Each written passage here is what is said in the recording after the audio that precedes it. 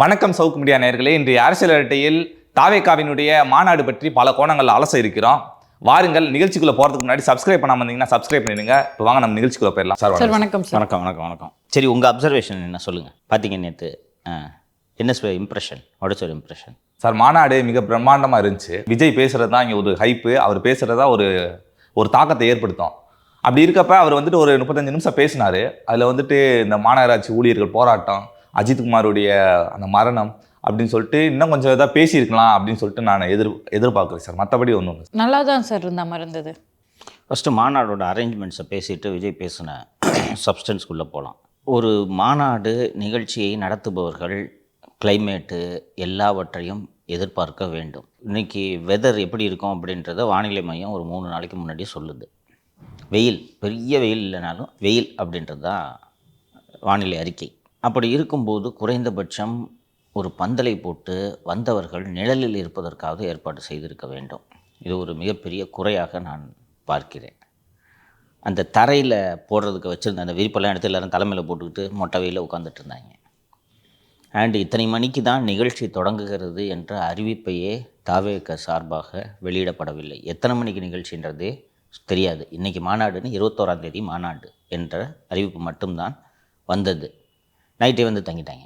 And அந்த கை குழந்தையெல்லாம் தூக்கிட்டு வந்தவங்கள பார்த்தா எனக்கு என்ன சொல்கிறதுன்னு தெரியலப்பா. மொட்டை வெயில் அடிக்குது. நீ வர்றது விஜயோட சொற்பொழிவை கேட்குறதுக்கெலாம் இல்லை. சொற்பொழிவை கேட்குறது நீ டிவியில் பார்த்துக்கலாம். நம்மளாம் டிவியில் தானே பார்த்தோம். கை குழந்தையை தூக்கிட்டு எதுக்கு வர்றாங்கன்றது ஏற்கனவே அறிவிப்பு வெளியிட்டு இருந்தாங்க சார். குழந்தைகளை கூப்பிட்டு வராதீங்க. இந்த லயோலா மணி தான் அந்த பேரிகேடை தாண்டி கை குழந்தை அந்த வெயில் தாங்க முடியாமல் கத்துன கை குழந்தைய 2-3 குழந்தைகளை லயோலா மணி தான் பார்த்துட்டு அவர்களை நிழலுக்கு கொண்டு சென்றார்கள். இது போன்ற கூட்டங்களில், அதுவும் விஜய் ரசிகர்கள் போன்றவர்கள் கூட்டமாக சேரும்போது என்ன நடக்கும்ன்றதே சொல்ல முடியாது. மாநாடு முடிஞ்சோடனே சேர் கான்ட்ராக்ட் விட்டவனோட நிலைமை பார்த்தீங்களா? அப்படி இருக்கும்போது இந்த கூட்டத்தில் கை குழந்தை மாட்டினா என்ன ஆகும்? அவ்வளோ வெயில் அடிக்குது. குட்டி டவலை தூக்கி தலையில் போட்டுக்கிட்டு இந்த குழந்தைங்க தாங்குமா? அப்படின்னாடா உங்களுக்கு விஜய் பார்க்கணும். நான் கேட்குறேன், உங்கள் குழந்தை தானே, ஏதாவது ஒன்று ஆச்சுன்னா தாங்குவீங்களா நீங்கள்? மாநாடு நடக்குது, விஜய் இருக்கிறாரு, எங்கே போய்ட்டு போகிறாரு? ஸோ இவர்களுக்கெல்லாம் குறைந்தபட்ச அறிவு வேண்டும். நீங்கள் பெற்ற பிள்ளைங்க அந்த வெயிலில் இது தாங்குமா? நெரிசலில் நீ ஒன்றும் பெரிய ஸ்டாம்பேடெலாம் நடக்க வேணாம். அந்த கூட்டத்தில் நீங்கள் போயிட்டு வந்தீங்கனாலே கையில் குழந்தை இருக்குது தெரியாது, பக்கத்தில் இருக்கவனுக்கு மேலே விழுவான். நீங்கள் கை குழந்தை வச்சு நின்றுட்டு இருக்கும்போது அந்த பக்கம் விஜய் போராட்டம்னு தெரிஞ்சிச்சுன்னா ஏறி மிதிச்சுட்டு உன் தலைமையிலே ஏறி மிதிப்பான். வெயிலில் பார்த்தீங்க யாராக இருந்தாலும் டீஹைட்ரேட் ஆகிடுவாங்க. அப்படி இருக்கும்போது கை குழந்தையை தூக்கிட்டு எதுக்கு வராங்கன்றது என்னால் சுத்தமாக புரிஞ்சிக்கவே முடியல. பல இளைஞர்கள் வந்து மயக்கம் போட்டு விழுந்துட்டாங்க. சில வெயில் அப்படித்தான் ஆகும், மூச்சு விட முடியாது. இன்னொன்று, மதிய உணவு கிடையாது.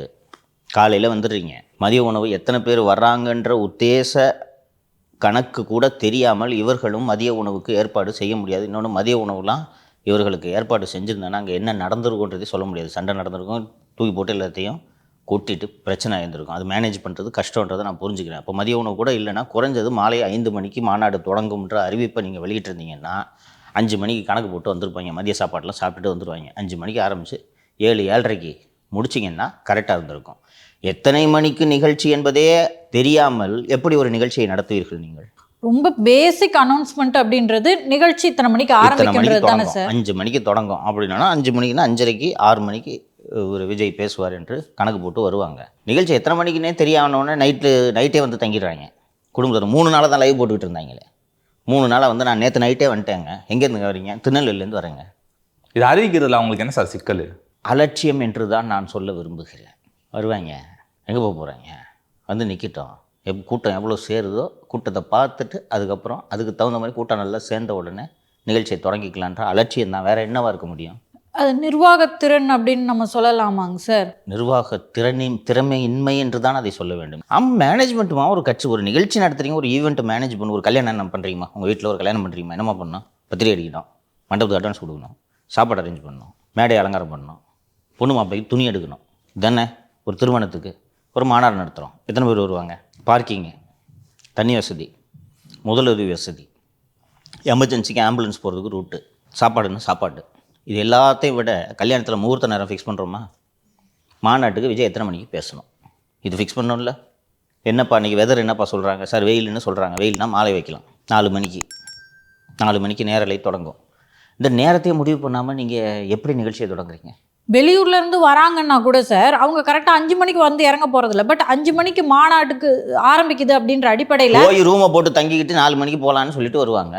அதுக்கான ப்ரிப்பரேஷனோட வருவாங்க. உணவா இருக்கட்டும், தண்ணியா இருக்கட்டும். சாப்பிட்டுட்டு வந்துடுவாங்கம்மா, அவ்வளோதாம்மா, பட்னியாக கிடக்க மாட்டாங்கம்மா. ஒரு மணி நேரத்துக்கு முன்னாடி கூட்டம் க்ரௌடு கூடும், வந்துடும், சாப்பிட்டுட்டு வந்துடுவாங்க. எந்த டைமுமே சொல்லன்னா அதான் நைட்டு வந்து தங்குறாங்க, எங்கே போய் சாப்பிடுவாங்க, டாய்லெட் எங்கே போவீங்க? அங்கே நீங்கள் கட்டி வச்சிருக்கிற அந்த பயோ டாய்லெட், அந்த டாய்லெட் கியோஸ்க்கு போதுமானதாக இருக்குமா அந்த கூட்டத்துக்கு? பத்தாது. இதெல்லாம் ஒரு சாமியானா போடல சார். இப்போ என்ன சொல்றாங்கன்னா அந்த கூட்டம் தெரியாது, ஒருவேளை சேர்ஸ் கூட கொடுக்கறதுல சிக்கல் இருக்கு, சாமியானா போடுறதுல டைம் ப்ரீபோன் பண்ணியிருக்காங்க டேட்டு, அதனால வந்து சிக்கல் இருந்திருக்கலாம் அப்படின்னு சொல்லிட்டு. பட் வெயில்னு ஒன்று இருக்குல்ல, வெயிலே தாங்கவே முடியாதவங்களால அந்த சாமியானால உட்கார அளவுக்கு கொஞ்சமாவது போட்டிருக்கணும்ல சார். பாருங்கம்மா, மொட்டை வெயிலில் நிற்க வச்சு நிகழ்ச்சி நடத்துவீங்களாம்மா? என்னம்மா பேசுகிறீங்க? சரி, மழை பெய்யுது, மழை பெஞ்சா மட்டும் மழையில் நின்றுக்கிட்டே கேட்பாங்களா? இது என்னம்மா லாஜிக்கு? மாலை 7 மணிக்கு நிகழ்ச்சி தொடங்குவதாக இருந்தால் நீங்கள் சாமியானா போடாமல், பந்தல் போடாமல் நிகழ்ச்சியை நடத்தலாம். நான் ஒன்றுமே சொல்ல மாட்டேன். 7 மணிக்கு நிகழ்ச்சினா அது எதுக்கே சாமியானா என்று கேட்கலாம். அப்போ உங்களுக்கு மாலை 7 மணிக்கு நிகழ்ச்சியை தொடங்கும் எண்ணம் உங்களுக்கு இல்லை. மதிய நேரம் அல்லது மாலையில் வந்து சாயங்காலம் வெயில் சுள்ளுன்னு அடிக்கும் என்பதை நீங்கள் யோசிக்க வேண்டாமா? எவ்வளோ பேர் தான் வருவாங்கன்னே தெரியலன்னா பார்க்கிங்லாம் அரேஞ்ச் பண்ண தெரியுது. 250 ஏக்கரில் அந்த இடம் போடணும். இல்லை எங்களால் போட முடியல, அரசாங்கம் நெருக்கடி கொடுக்குதுன்னா எதுக்கு மாநாடு நடத்துகிறீங்க? ஷோ காட்டணும்னு ஆசை மட்டும் இருக்குல்ல? இது ஒன்று. விஜயோட ஸ்பீச்சில் நான் மிக முக்கியமாக பார்ப்பது என்னவென்றால், திமுகவுக்கு மாற்றாக தன்னை விஜய் நிறுவிக்கொள்கிறார். இதுதான் இந்த விஜயோட ஸ்பீச்சோட சம் அண்ட் சப்ஸ்டன்ஸ் அப்படின்ட்டு நான் பார்க்குறேன். அது மட்டும் இல்லாமல் திமுக கூட்டணியிலிருந்து ஒரு கட்சி, அதிமுகவோட கூட்டணியிலிருந்து ஒரு கட்சிக்கான வெளிப்படையான அழைப்பை விடுத்திருக்கிறார் திரு விஜய். பிஜேபியோடு ரகசிய கூட்டணியில் இருக்கிறார்கள். அமலாக்கத்துறை சோதனைகள் நடக்கின்றன. டெல்லிக்கு சென்று நீங்கள் ஒரு சந்திப்பு நடந்து முடிந்தவுடன் அந்த அமலாக்கத்துறை சோதனைகள் என்ன ஆகிறது என்பதே தெரியவில்லை என்று திரு விஜய் அவர்கள் சொல்வதன் மூலமாக காங்கிரஸ் கட்சியிடம் பிஜேபியை எதிர்ப்பதற்கு உறுதியான ஆள், சரியான ஆள் நான் தான் என்பதை திரு விஜய் அவர்கள் அந்த மேடையில் அறிவித்திருக்கிறார் என்று தான் நான் புரிந்து கொள்கிறேன். இதோடு நாம் ஏற்கனவே விவாதித்தோம். டெல்லியில் ராகுல் காந்தி கைது செய்யப்பட்ட போது முதல் கண்டன அறிக்கை, இந்தியாவிலேயே முதல் கண்டன அறிக்கை திரு விஜய் அவர்களிடமிருந்து வந்தது என்று தான் எனக்கு நினைவு. அது இது ரெண்டையும் சேர்த்து பார்க்க வேண்டும். கூடுதலாக அந்த கட்சியின் பொதுச் செயலாளர் திரு அருண்ராஜ் அவர்கள் பேசும்போது, உலக நாடுகள் எதையோ கண்டுபிடித்து கொண்டிருக்கின்றன, ஆனால் நாம் தான் எந்த மசூதிக்கு கீழே கோயில் இருக்கிறது என்பதை கண்டுபிடித்து கொண்டிருக்கிறோம் என்பதை சொன்னார். ஸோ ரொம்ப கவனமாக பிஜேபிக்கு எதிராக தன்னை நிலைநிறுத்துகிறார் விஜய். தான் பார்ட்டியோட லைன்ன்றதை டிக்ளேர் பண்ணிட்டார் அப்படின்றது தான் நான் மிக முக்கியமாக பார்க்கிறேன். ஒன்று.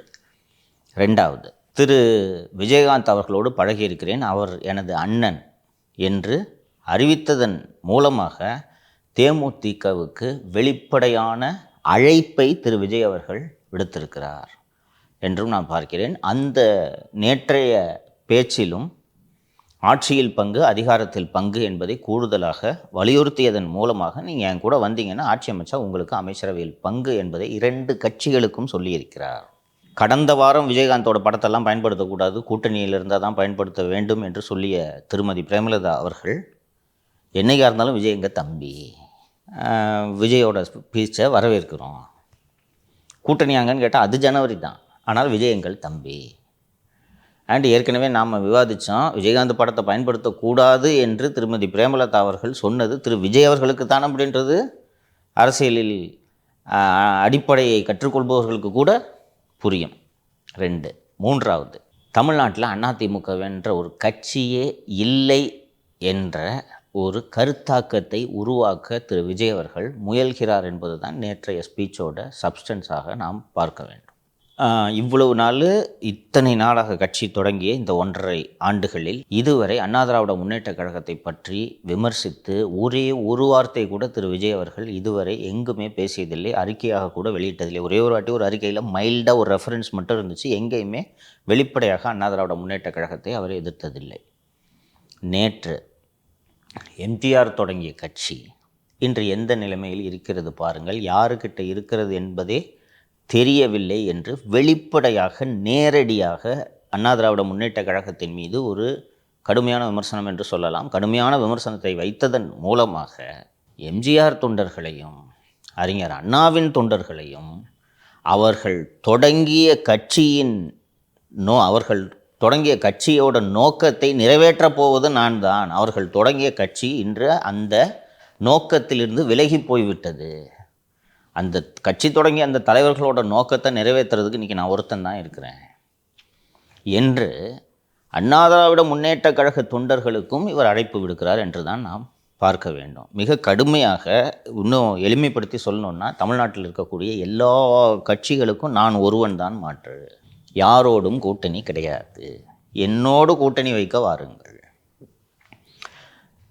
அதிமுக இன்னைக்கு யாருக்கிட்ட இருக்குன்றதே தெரியல என்று திரு விஜய் அவர்கள் சொல்வதன் மூலமாக திரு பழனிசாமி அவர்களை ஒரு சிஎம் கேண்டிடேட்டாகவோ ஒரு தலைவராகவோ நான் ஏற்றுக்கொள்ள தயாராக இல்லை என்பதுதான் திரு விஜய் அவர்கள் இந்த நேற்றைய ஸ்பீச்சிலிருந்து உணர்த்த விரும்பும் செய்தி என்று நாம் புரிந்து கொள்ளலாம். 2024 திரு பழனிசாமி அவர்களின் பிறந்த நாளுக்கு பிறந்தநாள் வாழ்த்து சொன்ன திரு விஜய் அவர்கள் 25 பிறந்த நாளுக்கு வாழ்த்து சொல்லவில்லை என்பதை நாம் ரொம்ப விரிவாக பதிவு செஞ்சு டிஸ்கஸ் பண்ணோம். என்னென்னா இது ரொம்ப சிக்னிஃபிகண்ட்டாக நான் அன்றைக்கே பார்த்தேன். இந்த 24 பிறந்த நாளைக்கு அல்ல 11:30 மணிக்கு நீங்கள் வாழ்த்து சொல்கிறீங்க, 25 பிறந்த நாளுக்கு வாழ்த்தே கடைசி வரை சொல்லவில்லை அப்படின்றத நான் பழனிசாமி அவர்களோடு ஒட்டும் கிடையாது, உறவும் கிடையாது, பழனிசாமியை நான் முதல்வராக ஏற்றுக்கொள்ள மாட்டேன்ற மூடுக்கு திரு விஜய் அவர்கள் அப்போதே வந்துவிட்டார் அப்படின்றது தான் அன்னைக்கு அந்த வாழ்த்து சொல்லாமல் இருந்ததில் நான் புரிந்து கொள்ள வேண்டிய செய்தி என்று சொன்னேன். நேற்று அது உறுதிப்பட்டிருக்கிறது.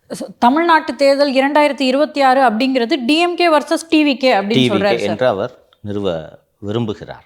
கூடுதலாக அண்ணா திராவிட முன்னேற்ற கழகத்தில் திரு எடப்பாடி பழனிசாமியின் தலைமையை விரும்பாமல் சிலர் இருக்கக்கூடும், பலர் இருக்கக்கூடும். உதாரணத்திற்கு திரு பன்னீர்செல்வத்தை சொல்லலாம், அண்டு வைத்திலிங்கத்தை சொல்லலாம், மனோஜ் பாண்டியனை சொல்லலாம், இது போன்ற தலைவர்கள் புகழேந்தியை சொல்லலாம், கேசி பழனிசாமியை சொல்லலாம். அவர்கள்லாம் இன்னும் அதிமுக நல்ல கட்சி, ஆனால் எடப்பாடி பழனிசாமி தப்பான ஆள் என்று சொல்லி கொண்டிருக்கிறார். அவர்களுக்கும் சேர்த்து திரு விஜய் அவர்கள் அழைப்பு விடுக்கிறார் என்று நாம் புரிந்து கொள்ளலாம். ஒரு விஷயம், நேற்றைய விஜயோட ஸ்பீச்சினால் தமிழக மக்களுக்கு ஒரு தெளிவு கிடைத்திருக்கிறது என்று நான் புரிந்து கொள்கிறேன். இது நல்லது. இவ்வளவு நாள் ஒரு குட்டை குழம்பி போய் இருந்தது, அந்த குழம்பிய குட்டை இப்போது தெளிவடைந்திருப்பதாக நான் புரிந்து கொள்கிறேன்.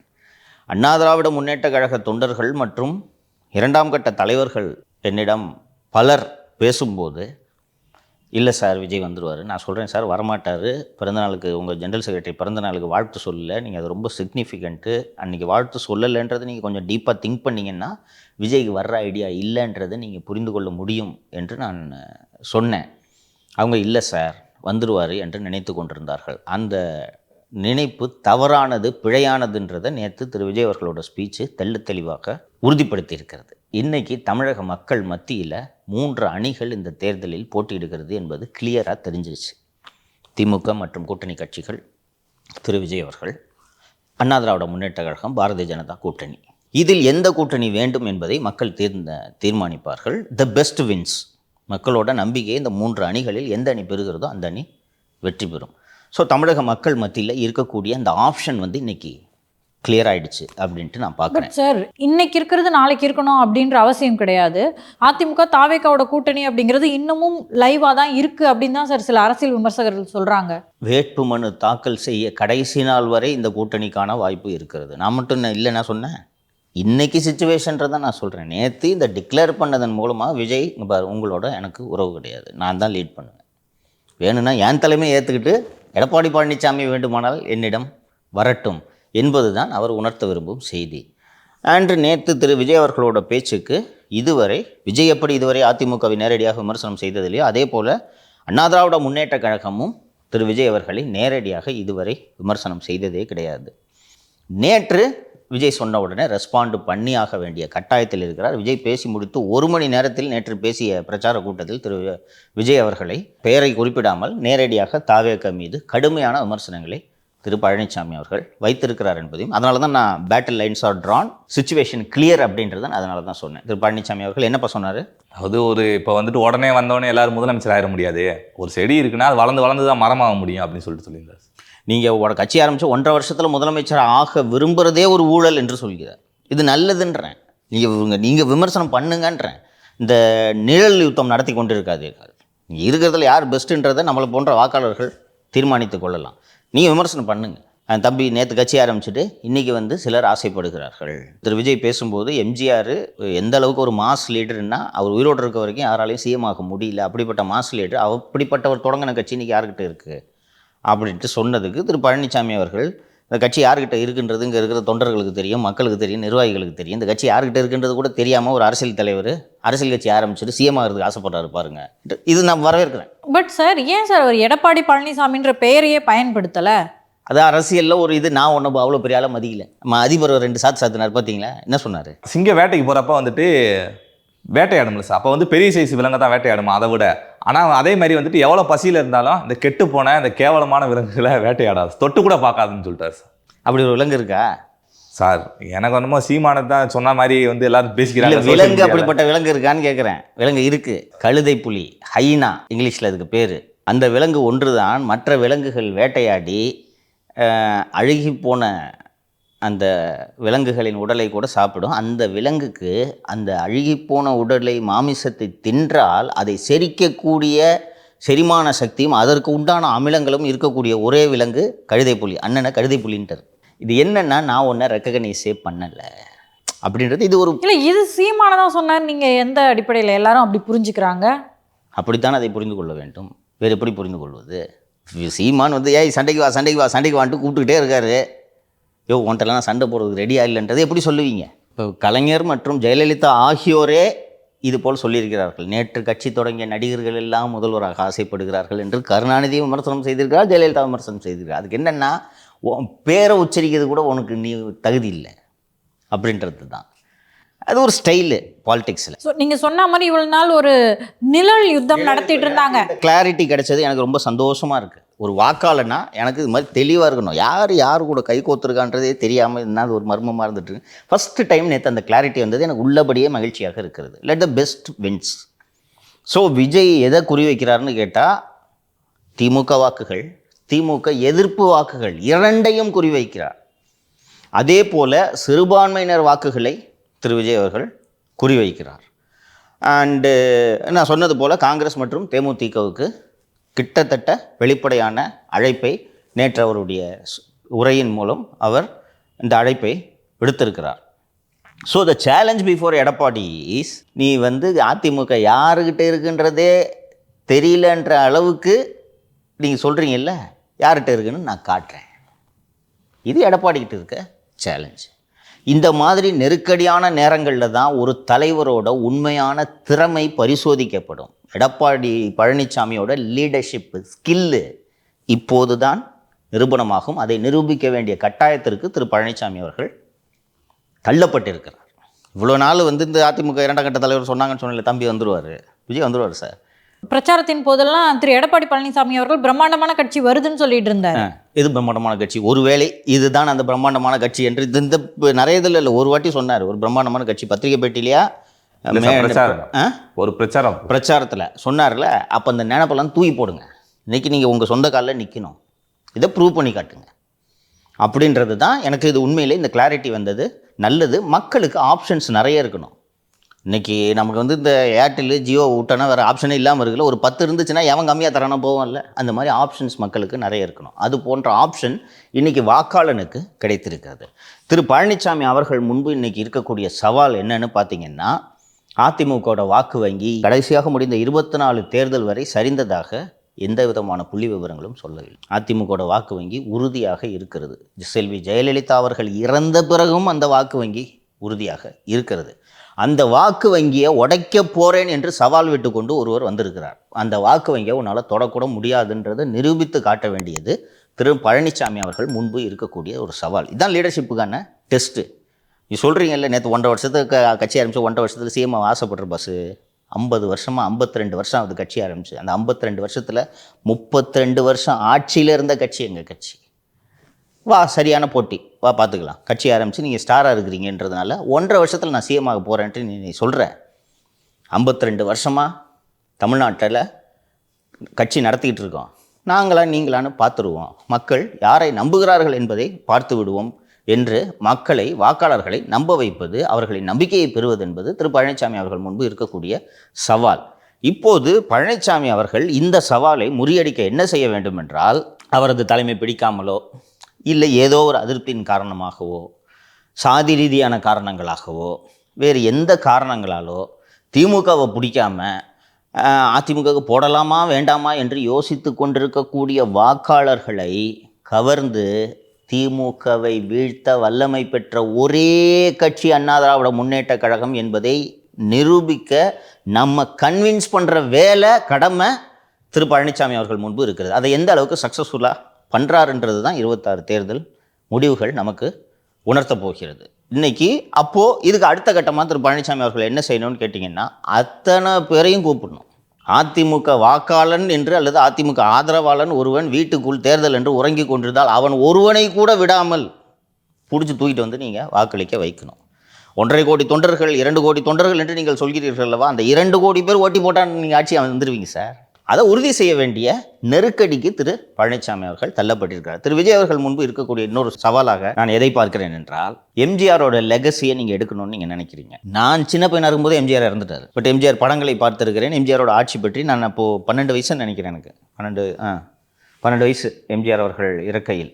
ஸோ அந்த வயசில் எனக்கு இந்த எம்ஜிஆர் கருணாநிதிக்கு 2 பேருக்கும் பெரிய சண்டை நடந்துகிட்டு இருக்குது என்பது மட்டும் தான் எனக்கு தெரியுமே ஒழிய, அதற்கு பிறகு வளர்ந்து நான் எம்ஜிஆரை பற்றி படித்து தெரிந்து கொள்கிறேன். நிதிஷ் மாதிரியான ஜென்ரேஷனுக்கு காந்தி மாதிரி தான் எம்ஜிஆர் இல்லையா? எனக்கு காந்தி எப்படியோ அப்படி தான் உனக்கு எம்ஜிஆர் இல்லையா? ஜெயலலிதாவே உனக்கு கிட்டத்தட்ட அப்படி தான். நேரடியாக அவர்களின் ஆட்சியை பார்த்தது கிடையாது. 91 96 ஆட்சி எப்படி இருந்துச்சுன்றதெல்லாம் உனக்கு கேள்வி தான் பட்டிருப்பேன் இல்லையா? ஆனால் விஜயோட வாக்காளர்களில் பெரும்பாலானோர் நிதிஷ் ஜென்ரேஷன். இப்போ நீங்கள் எம்ஜிஆருக்கு அடுத்து நான் தான்ப்பா அப்படின்னு நீங்கள் சொல்கிறீங்க. வேம்பா எனக்கு எம்ஜிஆரே யாருன்னு தெரியாது, நீ என்னப்பா புதுசாக ஏதோ வந்து எம்ஜிஆர்னு சொல்கிறேன்ட்டு நிதிஷ் கேட்பா. கரெக்டுங்களா? அப்போ எம்ஜிஆரின் ஆதரவாளர்கள், எம்ஜிஆரின் அபிமானிகள், எம்ஜிஆர் மீது பிரியமாக இருப்பவர்கள் யார் என்றால் 40 வயதை கடந்தவர்கள்.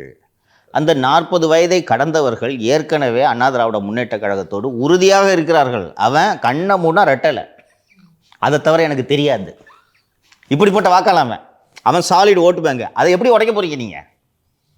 ஸ்டேஜில் எம்ஜிஆர் படத்தை போட்டிங்கன்னா எம்ஜிஆரே யாருன்னு கேட்குற ஜென்ரேஷன் தான் உங்களோட வாக்காளர். அதான் சார், எங்கள் இப்போதைக்கு ஜென்ரேஷன் எப்படி எப்படின்னா அவங்கள்ட்ட எப்படி அவங்களுக்கு புரிஞ்சுக்கிட்டாங்கன்னா, எம்ஜிஆர் அந்த அண்ணா அவர்கள்னா உடனே வந்தோடனே தேர்தலில் ஜெயிச்சிட்டாங்க, அது மட்டும் தான் தெரியும், மற்றபடி எதுவுமே தெரியாது. எதுவுமே தெரியாது. அப்போ எப்படி கன்வின்ஸ் பண்ணுவீங்க? ஸோ அப்போ உங்ககிட்ட வந்து ஏன்பா 2 பேர் வந்தவொடனே ஜெயிச்சவங்க 2 பேர்ப்பா, நானும் அதே மாதிரி வர்றேன்ப்பான்னு சொன்னோன்னே ஓஹோ அப்படின்ட்டு தான் நினைப்போ. ஏற்கனவே நீங்கள் உங்கள் ஜென்ரேஷன் அங்கே தான் இருக்கீங்க.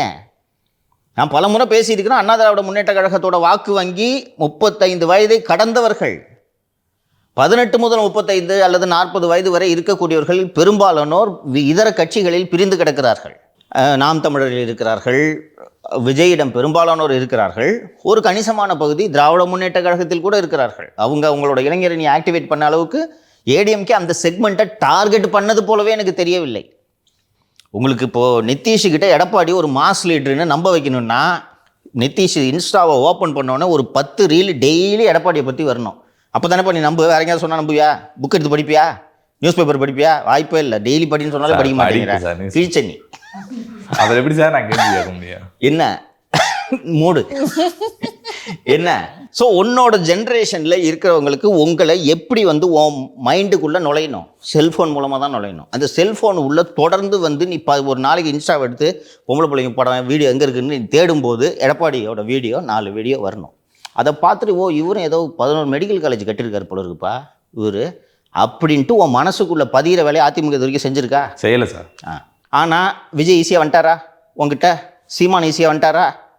அப்போ விஜயோட டார்கெட் ஆடியன்ஸே ஒன் ஜென்ரேஷனு. அவங்க ஏற்கனவே அவங்க கூட இருக்கிறாங்க. 40 வயதை கடந்தவர்களில் பெரும்பாலானோர் யோசித்து வாக்களிக்கக்கூடியவர்கள். அவர்களுக்கு இந்த நரம்பு புடைக்க ஆடு மேய்ப்பவனை அரசு ஊழியர் ஆக்குவோன்றதெல்லாம் நம்பி 40 வயதை கடந்தவர்கள் வாக்களிக்க. இன்னொன்று சார், அந்த இரட்டை இலை அப்படின்றத யார் ரெப்ரசன்ட் பண்ணுறாங்கன்னு கூட பார்க்க மாட்டாங்க. கண்ணை மூட்டு போய் இரட்டை இலையில போட்டு வந்துருவாங்க. அந்த சிம்பலோட, அந்த இரட்டை இலை என்ற அந்த சின்னத்தோட வலிமை இன்னமும் விழவில்லை.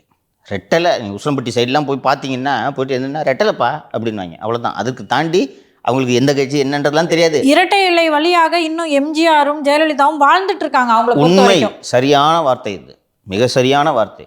இரட்டை இலை மூலமாக அவங்க சாகவே இல்லைன்னு வாங்க. ஸோ யாரை அட்ரஸ் பண்ணுறாரு திரு விஜய்?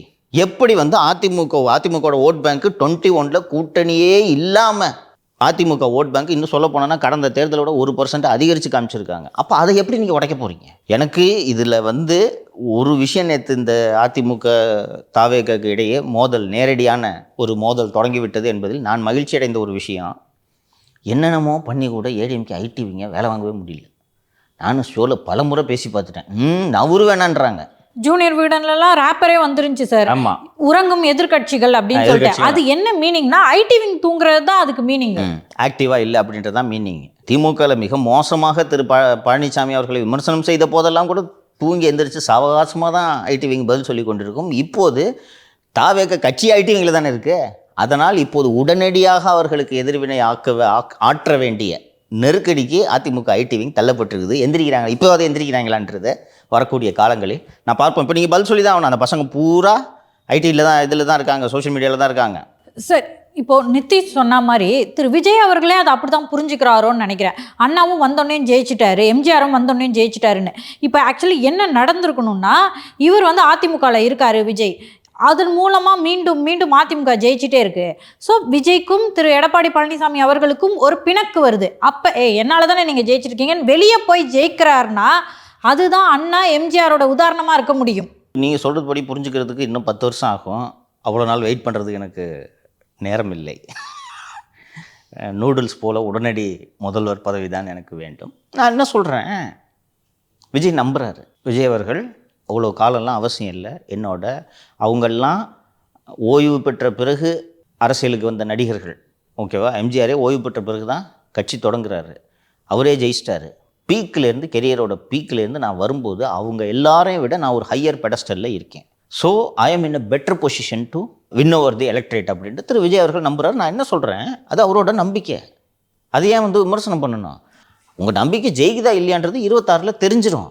ரொம்ப நல்ல விஷயமா நேற்று ஸ்பீச்சில் பார்த்தது என்னன்னாங்க சார், அவர் மேலே நிறையா ஒரு குறைகள் அப்படின்னு சொல்லிட்டு இங்கே இருக்க அரசியல் விமர்சகர்லாம் வச்சாங்கல்ல, அது எல்லாத்தையுமே அட்ரஸ் பண்ணுறாரு.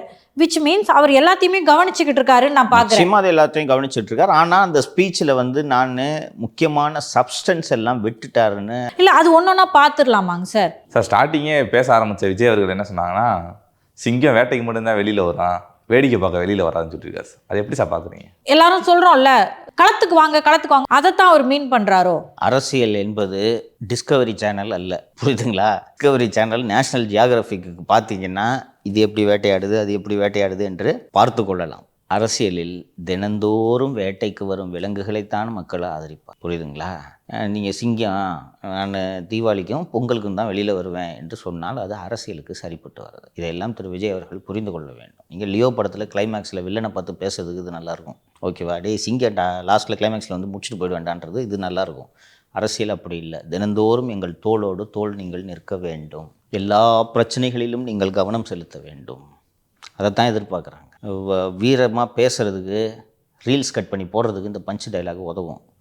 ஏன்பா அது சிங்கம்பா, அது டெய்லியும் வராது போல இருப்பா, இந்த எப்போ பார்த்தாலும் வந்துருக்குது இந்த கழுதை புலி, அதுவே பரவாயில்ல பண்ணிட்டு மக்கள் முடிவு எடுப்பாங்க. அதை நீங்கள் புரிஞ்சுக்கணும்.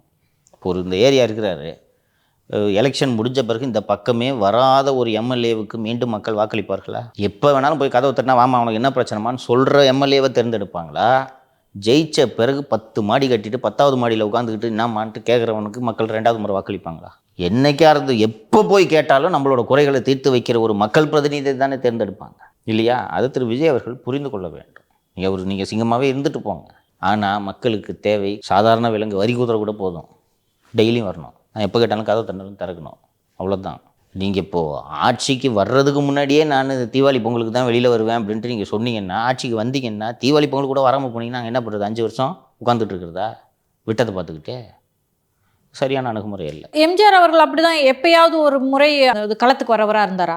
எம்ஜிஆர் அவர்கள் மக்களோடு மக்களாக 20 ஆண்டுகள் திமுகவிலேயே பயணித்து விட்டார். அவர் உடல்நிலை சரியில்லாமல் அமெரிக்கா போனபோது அவர் மீது இருந்த பிரியத்தின் காரணமாக இங்கே வெற்றி பெற்றார். அதற்கு 25 ஆண்டுகளாக அவர் மக்களோடு பழகி மக்களிடையே இருந்து பயணித்து உருவாக்கிய அடித்தளம் தான் அந்த வெற்றியை பெற வைத்தது. எம்ஜிஆர் ஸ்டாராக இருந்துட்டு நேராக கட்சி ஆரம்பிச்சுட்டுலாம் வரல. இன்றைக்கி தானே இந்த சோஷியல் மீடியாலாம் ஜனங்க வந்து எம்ஜிஆர் கையெல்லாம் கீறிடுவாங்க. எம்ஜிஆர் இப்படி கையை இது பண்ணிட்டு போகிறாரு, ஒருத்தன் எம்ஜிஆர் கையை இப்படி பிடிச்சிட்டான், பிடிச்சவனுக்கு ஒரு குத்து விட்டார் எம்ஜிஆர். விட்ட உடனே போலன்னு ரத்தம் வந்துடுச்சு. அப்புறம் பார்த்தா அவன் கையில் ரெட்டையில் பச்சை குத்திருக்கான். டப்புனு தூக்கி கட்டி பிடிச்சிக்கினேன் கீழே இறங்கி. அப்படி மக்களோட மக்களாக இருப்பார் எம்ஜிஆர். நான் பார்த்துருக்கேன் சின்ன பையனா. போப்பு அவர்கள் எஸ்எல் குரானா கவர்னராக இருக்கிறார். புனித தோமையார் மலைக்கு சென்ட் தாமஸ் மவுண்ட்டுக்கு போப்பாண்டவர் வந்தபோது எம்ஜிஆர் ஒரு பச்சைக்கரை அம்பாசிடர். அதில் எம்ஜிஆர் அவர்கள் போனதை நான் நேராக பார்த்துருக்குறேன். லொடுக்குன்னு ரோட்டில் இறங்கிட்டார். கான்வாய் போய்கிட்டே இருக்கோம். ஜனங்க அங்கே கூட்டமாக நிற்கிறாங்கன்னா ஏன் நிறுத்துப்பா வண்டி இறங்கி போய்ட்டு கட்டி பிடிச்சிப்பார். இந்த கிழவிகளை கட்டிப்பிடிப்பதை தமிழக அரசியலுக்கு அது உண்மையான பாசம். ஆனால் அதுக்கப்புறம் எல்லாரும் கிழவியை கட்டி பிடிச்சா ஜெயிச்சலாம் போல இருக்குன்னு சொல்லிட்டு அதுக்கப்புறம் அவங்க க்ளோன் பண்ணுறாங்க. அதை எம்ஜிஆருக்கு அப்படியே அது அள்ளி அள்ளி கொடுத்தாருமா. அந்த மனுஷனோட தன்மையை புரிஞ்சுக்கணும். நீங்கள் கிட்னி டிரான்ஸ்பிளான்ட் நடக்குது, பேசுகிறதுல சிரமம் ஏற்படுது, சொத்தை பூரா காது கேளாத வாய் பேச முடியாதவங்களை எழுதி வைக்கிறாரு. அந்த தன்மை புரிஞ்சுக்க. இப்போ கூட ராமாபுரத்தில் இருக்குல்ல சார்? இப்போவும் இருக்குது, நிறைய இடங்கள்ல இருக்குது. அந்த இறுதி காலத்துல எல்லாம் கல்யாணத்துக்கு பத்திரிக்கை வச்சாங்கன்னா பின்னாடி ஒருத்தன் தட்டில் பணத்தை எடுத்துட்டு வருவான். இப்படி அள்ளி இப்படி கொடுப்பாரு. அப்போது எம்ஜிஆரை திருமணத்திற்கு அழைத்தவர் சொன்னார், கையில் எவ்வளோ மாட்டுதோ அவ்வளோ லாபம். கமல்ஹாசன் அவங்க வீட்டுக்கு போயிருந்திருக்காரு சார், திரு எம்ஜிஆர் வீட்டுக்கு. அந்த டைமில் ஸ்ருதிஹாசனோட போயிருக்காரு. இப்போது கையில் நகை அள்ளி கொடுத்தாராம். எங்கே போய் இறங்கினாலும் நீங்கள் அந்த காலத்தில் இவர் திரு சைதை துரைசாமி போன்றவர்களிடலாம் நீங்கள் போய் பேசுனீங்கன்னா தெரியும். கூட்டத்தை பார்த்தாலும் லொடுக்குன்னு இறங்கி கூட்டத்தில் போயிடுவார். செக்யூரிட்டி ஆஃபீஸருங்களுக்கு அவ்வளோ கஷ்டமாக இருக்கும். அவர் எப்போது தீபாவளி பொங்கலுக்கு வரக்கூடிய அரசியல்வாதி கிடையாது, மக்களோடு மக்களாக இருந்தவர். அதனால தான் ஏன் உயிரை விட்டாங்க. ஓகேவா? இன்னொன்று, ஒருவரோடு ஒருவரை ஒப்பிடுவதே தவறு. ஒரு எம்ஜிஆர் தான், ஒரு ஜெயலலிதா தான். நீங்கள் அவராக முடியாது, ஒரு நாளும் ஆக முடியாது. இயற்கையின் படைப்பு அப்படி அல்ல. அந்த உயரத்தை அடைய நீங்கள் முயற்சி செய்யலாமே ஒழிய நீங்கள் அவராக முடியவே முடியாது. காலமும் மாறுது. 50 வருஷத்துக்கு முன்னாடி நடந்த கதை இன்னைக்கு பேசினுக்கிறீங்க. உடல்நிலை சரியில்லாத போதெல்லாம் சார், அப்போ எலெக்ஷனில் வின் பண்ணுறதுக்கு செல்வி ஜெயலலிதா அவர்கள் கோப்பா சேவா இருந்து அவங்க பண்ண அந்த பிரச்சாரங்கள் மிகப்பெரிய அளவில் பெரிய அடித்தளம் வலுவாக இருந்தது. தமிழகம் முழுக்க பிரச்சாரம் வலுவாக இருந்தது. அது எல்லாவற்றையும் விட கருணாநிதி மீது மக்களுக்கு இருந்த அவநம்பிக்கை. தலைவர் பெட்லேயே படுத்துன்னு ஆட்சி பண்ணால் கூட பரவாயில்ல, இந்த ஆள் வந்துடக்கூடாதுன்றதை அதை மறந்துடக்கூடாது. ஏன்னா கருணாநிதி பற்றி தமிழக மக்களுக்கு அப்படி ஒரு புரிதல் இருந்தது. அதன் காரணமாக தான் எம்ஜிஆர் மீது பிரியம் ஒரு பெரும் காரணமாக இருந்தாலும் கருணாநிதி மீது இருந்த வெறுப்பு அதைவிட முக்கிய காரணம். அந்த அளவுக்கு இந்த மகாராசன் பரவாயில்ல. இப்படித்தான் மக்கள் வாக்களித்தார்கள். அதனால் அந்த ஒப்பீடே தவறு என்று நான் நினைக்கிறேன். சார், நேற்று சிங்கம் வந்துட்டு தனியாக அவனுக்கு தெரியும், கூட்டத்தோட நிற்க தெரியும் அப்படின்னு சொல்லியிருக்காரு. எதை சார் சிம்பலைஸ் பண்ணுது? தேவைப்பட்டால் நான் கூட்டணி வச்சுப்பேன்றது தான் அதுக்கு பொருள். அதாவது எனக்கு கூட்டணிக்கு யாரும் வரலன்னா நான் 5 ஓடிடுவேன்னு நீங்கள் நினைக்காதீங்க. கூட்டணி வந்தாங்கன்னா ஏற்றுக்கிட்டு, அதான் சொல்கிறார்ல, மீண்டும் ஆட்சியில் பங்கு அதிகாரத்தில் பங்குன்றத சொல்கிறதுனால நானும் கூட்டணி வந்தால் நான் ஏற்றுக்கிறேன். ஆனால் கூட்டணிக்கு யாரும் வரலன்னா அதுக்காக பயந்துக்கிட்டு போய் யார் கூடயாவது கூட்டணிக்கு சேர்ந்துருவான்ட்டு நீங்கள் நினைக்காதீங்க.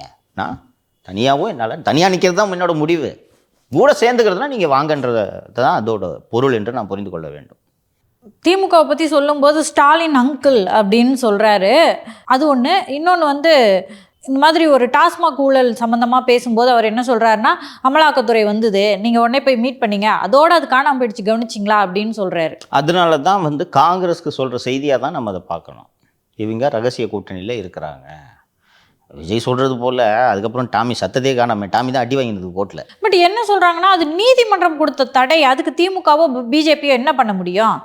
நீதிமன்றம் தடை செய்தாலும் விக்ரம் ஜோஜு, ஆகாஷ் பாஸ்கரன் மீது விசாரிக்கக்கூடாது என்று சென்னை உயர்நீதிமன்றம் தடை விதித்திருந்தது. அதுக்கப்புறம் இந்த ப்ரெடிகேட் அஃபென்ஸ் எல்லாத்தையுமே சுப்ரீம் கோர்ட்டு ஸ்டே பண்ணிட்டாங்க. ஜூலை 15 அன்று தான் உச்சநீதிமன்றம் கோடை விடுமுறைக்கு பிறகு திறந்தது. அந்த தடையை நீக்குவதற்கு இதுவரை அமலாக்கத்துறை தரப்பில் என்ன முயற்சி எடுக்கப்பட்டது? முக்கியமான வழக்குகளில் உதாரணமாக இந்த ஆளுநரோட அதிகாரங்கள் தொடர்பாக உச்சநீதிமன்றம் பிறப்பித்த உத்தரவுக்கு எதிராக குடியரசுத் தலைவரை உச்சநீதிமன்றத்திட்ட ரெஃபரன்ஸ் கேட்க வச்சு அதன் மீது 4 நாட்களாக அரசியல் அமர்வு சாசன விசாரணை தினந்தோறும் நடைபெற்று வருகிறது. காலையிலேருந்து சாயங்காலம் வரைக்கும் 5 ஜட்ஜி இந்த ஒரு கேஸை மட்டும் கேட்குறாங்க. இதை இவ்வளவு அவசரமாக செய்ய தெரிந்த மத்திய அரசுக்கு இந்த கேஸை எடுத்துக்கிட்டு போகணுன்னு தோன்றவில்லை தானே. அதே போல் KN மீதான சோதனைகளுக்கு பிறகு அந்த ப்ரெடிகேட் அஃபென்ஸு சிபிஐயில் க்ளோஸ் பண்ணாங்க. சிபிஐ அதற்கு எதிராக அப்பீல் போயிருக்காங்களா? இதுவரை போகவில்லை. இதெல்லாம் பார்க்கும்போது நமக்கு தெரியுதா இல்லையா, ரொம்ப பரபரப்பாக இது தொடங்கிட்டு அதுக்கப்புறம் போய் ஸ்டாலின் டெல்லியில் மீட் பண்ணிட்டு வந்த பிறகு இது ஸ்லோ டவுன் ஆகுது. கோர்ட்டு உத்தரவு போட்டாலும் நீங்கள் ஏன் சார் சுப்ரீம் கோர்ட்டுக்கு போகல? இப்போ சுப்ரீம் கோர்ட்டும் அப்பீல் டிஸ்மிஸ்ஸு, நீ டாஸ்மாக் கேஸை விசாரிக்கவே கூடாதுன்னு உத்தரவு போட்டிருக்கா, தடை விதிச்சிருக்காங்க. தடையை நீக்கிறதுக்கான நடவடிக்கை மத்திய அரசு என்ன நடவடிக்கை எடுத்தது சொல்லுங்கள்? மற்றவர்களுக்கெல்லாம் உடனே போகிறாங்களே, இதுக்கு ஏன் போகல? அப்போ ஒரு அரசியல் கட்சி தலைவராக இந்த சந்தேகத்தை எழுப்புவது விஜய் அவர்களோட கடமை. இன்னொன்று, ரகசிய கூட்டணியில் இருக்கிறாங்கன்ற விமர்சனம் தொடர்ந்து திமுக மேலே இருந்துகிட்டு இருக்குது தானே, எங்கே இல்லாமல் போச்சு? மற்ற ஸ்டேட்லலாம் எல்லாரையும் அரெஸ்ட் பண்ணிட்டு போகிறாங்க. இந்த டாஸ்மாக் கேஸ்லேயும் சரி, அதற்கு பிறகு இருக்கக்கூடிய சிபிஐ கேஸ்லேயும் சரி, எங்கே கைது நடந்தது? செந்தில் பாலாஜிக்கு பிறகு எந்த கைது நடந்திருக்குது தமிழ்நாட்டில் சொல்லுங்கள்? எல்லா ஸ்டேட்லையும் அரெஸ்ட் நடந்துட்டுருக்கா? டெல்லி சிஎம்த்துக்கு இவ்வளோ வச்சாங்களா? ஜார்க்கண்ட் சிஎம்த்துக்கு இவ்வளோ வச்சாங்களா? ஸ்டாலின் அங்கிள்னு எதுக்கு சார் சொல்கிறாரு? நீ டேடின்னு சொல்கிற, he's not daddy, he's uncle என்று நாம் புரிந்து கொள்ள வேண்டும் என்று தான் நான் நினைக்கிறேன்.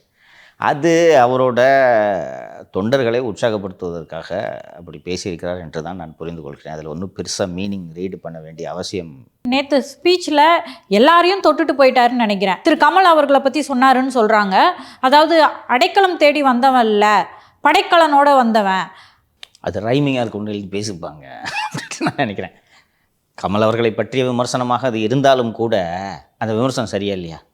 இதை பற்றி அவர்கிட்ட கேட்டதுக்கு அட்ரஸ் இல்லாத கடிதத்தெல்லாம் எதுக்கு என்கிட்ட வந்து கேட்குறீங்க? பேர சொன்னாங்க, ஒரு அடைக்கலம் ஆகிட்டாரு, விட்டுருங்க பாவத்தை. என்னென்னலாம் பேசுனீங்க? என்னானாலும் சரி, வீல் சேர்லலாம் உட்காந்துக்கிட்டு நான் அரசியல் பண்ண மாட்டேன்னு சொன்னீங்களா? டிவி நல்லா ஓடி, இந்த டிவி டார்ச் வச்சு உடச்சிங்களா? இதெல்லாம் பண்ணிவிட்டு நீங்கள் எங்கே போயிருக்கிறீங்க? எனக்கு ரொம்ப வருத்தமாக எப்படி இருந்துச்சுன்னா, என்ன சார் குடியரசு துணைத் தலைவர் தேர்தலில் எப்படி வாக்களிப்பேன்னா, ஸ்டாலின் என்ன சொல்கிறாரோ அப்பதன்படி வாக்களிப்பேன்னு ஏர்போர்ட்டில் வந்து பதில் சொன்னார். இதுக்கா இவ்வளோ வேகமாக கட்சி ஆரம்பிச்சிங்க? இந்த இடத்துல ஒரு விஷயத்தை பார்க்கணும் சார். திமுக எல்லாருக்கும் ஒரு விலை வச்சிருக்கு. ஆமாம், உண்மைதாம்மா. அது நான் தான் சொல்கிறேனம்மா. ஏம்மா தேமுதிகக்கு என்ன பண்ணிகிட்டு இருக்காங்க, பாமகவுக்கு என்ன பண்ணிக்கிட்டு இருக்காங்க? எதுக்கு வெறி பிடிச்ச மாதிரி 21லேருந்து வெறி பிடிச்ச மாதிரி எதுக்கு சம்பாரிச்சாங்க? 21 மே எண்டில் எனக்கு ஞாபகம் இருக்குது, அதிமுக பீரியடில் கான்ட்ராக்ட் டெண்டர் விட்டு பில்லு கிளியர் ஆகாமல் இருக்கும்ல. ஏற்கனவே அதிமுக கவர்மெண்ட்டுக்கு லஞ்சம் கொடுத்து தான் அந்த டெண்டர் அவனுக்கு கிடச்சிருக்கும். டெண்டர் ஒர்க்கும் முடிஞ்சிச்சு, ஏடிஎம்கேல கொடுக்க வேண்டியவங்களுக்கு கொடுத்தாச்சு, வேலையும் முடிஞ்சிருச்சு. பில்லு கிளியர் பண்ண போகும்போது 20% கொடுன்னு கேட்டிருக்காங்க எல்லா துறையும். என்னையா ஏற்கனவே கொடுத்தா பில்லு கிளியர் ஆகும், கொடுக்கலன்னா இந்த பில்லும் வராது, இனிமேல் உனக்கு ஆர்டரும் வராதுன்னு சொன்னதுனால அவங்க வேறு வழி இல்லாமல் ஒர்க்கு முடிச்சிட்டான். 5 கோடி ரூபாய்க்கு ஒர்க்கு முடிச்சிருப்பான். வேறு வழி இல்லாமல் அழுதுகிட்டே 20% கொடுத்து அதுக்கப்புறம் அதே கான்ட்ராக்டர் பெரும்பாலானோர் கண்டினியூ ஆகுறாங்க. அன்னைக்கு டே 1 ஆரம்பித்தாங்க. நான் சொல்கிறது புது டெண்டர்லாம் எதுவுமே விடலை. கவர்மெண்ட் அப்போ தான் வந்து உட்காந்துருக்கு. எந்த இதெல்லாம் பெண்டிங் பில்லாம் 20% வாங்க. இன்னைக்கு வரைக்கும் சம்பாதிக்கிறது எதுக்குமா? இந்த குடும்பம் திருப்பி ஆளணும்னு ஆசைப்படுதுமா தமிழ்நாட்டில். அப்புறம் எப்படிமா 33 கோடிக்கு வாட்ச் வாங்குவீங்க? 2 கோடி ரூபாய்க்கு எப்படிமா இன்பநிதி கார் வாங்க முடியும்? ஸோ இப்போ திரு கமல் அவர்கள் வெற்றி பெற்றிருந்தா இந்த இடத்துக்கு போயிருந்திருக்க மாட்டார்ல. ஸோ வெற்றின்றது அரசியலில் எவ்வளோ முக்கியம்? ரொம்ப முக்கியம்தான். விஜய்க்கும் இது பொருந்தும். இன்னைக்கு பேசுகிறாரு டைலாகு, நான் ஜெயிச்சிருவேன், நான் சிங்கம்ட்டுலாம் பேசுகிறாரு. நாளைக்கு நீங்கள் மட்டும் ஜெயிச்சு உங்களோட எல்லா வேட்பாளர்களும் தோத்துட்டா? திரு விஜய் அவர்கள் சொல்கிறாரு, 234 தொகுதிகளிலும் நான் தான் நிற்கிறேன் என்று நீங்கள் புரிந்து கொள்ளுங்கள் அப்படின்னோடனே, நம்ம மதுரவாயில் தொகுதியில் தம்பி நிதிஷ் நிற்கிறாரு அப்படின்னு நினச்சிக்கிட்டானே, நீ விஜய் மாதிரி இல்லை போன்ட்டு போயிடுவாங்க. உண்டா இல்லையா? இது ஏன் அவர் அப்படி சொல்கிறாருனாங்க சார், ஏற்கனவே சொன்னோம்ல, விஜய்க்கு ஓட்டு போட்டுருவாங்க, விஜயோட வேட்பாளர்களுக்கு ஓட்டு போட மாட்டாங்கன்னு. அதை தான் அவர் மீன் பண்ணுறாருன்னு நினைக்கிறேன் சார். அப்படியே வைத்துக்கொள்ளலாம். விஜய் கட்சியின் தாவேகா சார்பாக ஆர்கே துறைமுகம் அல்லது ஆர்கே நகர் தொகுதியில் நிதிஷ் போட்டியிடுகிறார், அல்லது நீங்கள் போட்டியிடுகிறீர்கள். எதிர்க்க சேகர்பாபு நிற்கிறாரு. யாருக்கு ஓட்டு போடுவாங்க சொல்லுங்கள்? நான் சீரியஸாக கேட்குறேன். ஓட்டுன்றதை தாண்டியே சார், அந்த லெவல் பிளேயிங் ஃபீல்டுன்னு சொல்லுவாங்கல்ல, அதுலேயே அவங்க தான் டாமினேட் பண்ணுவாங்க. ஆமாம், சேகர் பாபு தான் டாமினேட் பண்ணுவார். சேகர் பாபுட்டெல்லாம் ஜெயிக்க முடியுமா? இதுதான் யதார்த்தம். இந்த வட இந்தியாவில் பிரச்சாரம் பண்ணும்போது பிரச்சாரத்துக்கு வர்றவங்க எல்லாருக்கும் மோடி மாஸ்க் ஒன்று கொடுப்பாங்க பார்த்துருக்கீங்களா, கண்ணில் மட்டும் ஓட்டம் போட்டுட்டு. அது மாதிரி வேட்பாளர் வந்து விஜய் மூஞ்சை வச்சுக்கிட்டு கண்ணில் 2 ஓட்டம் போட்டுட்டு போய் நின்ன உடனே விஜய் அப்படின்னு போட்டுருவாங்களா? என்னங்க இது? அதுதான் நடைமுறை சிக்கல். 234 விஜய்க்கு எங்கு தேடினாலும் கிடைக்க மாட்டார்கள்.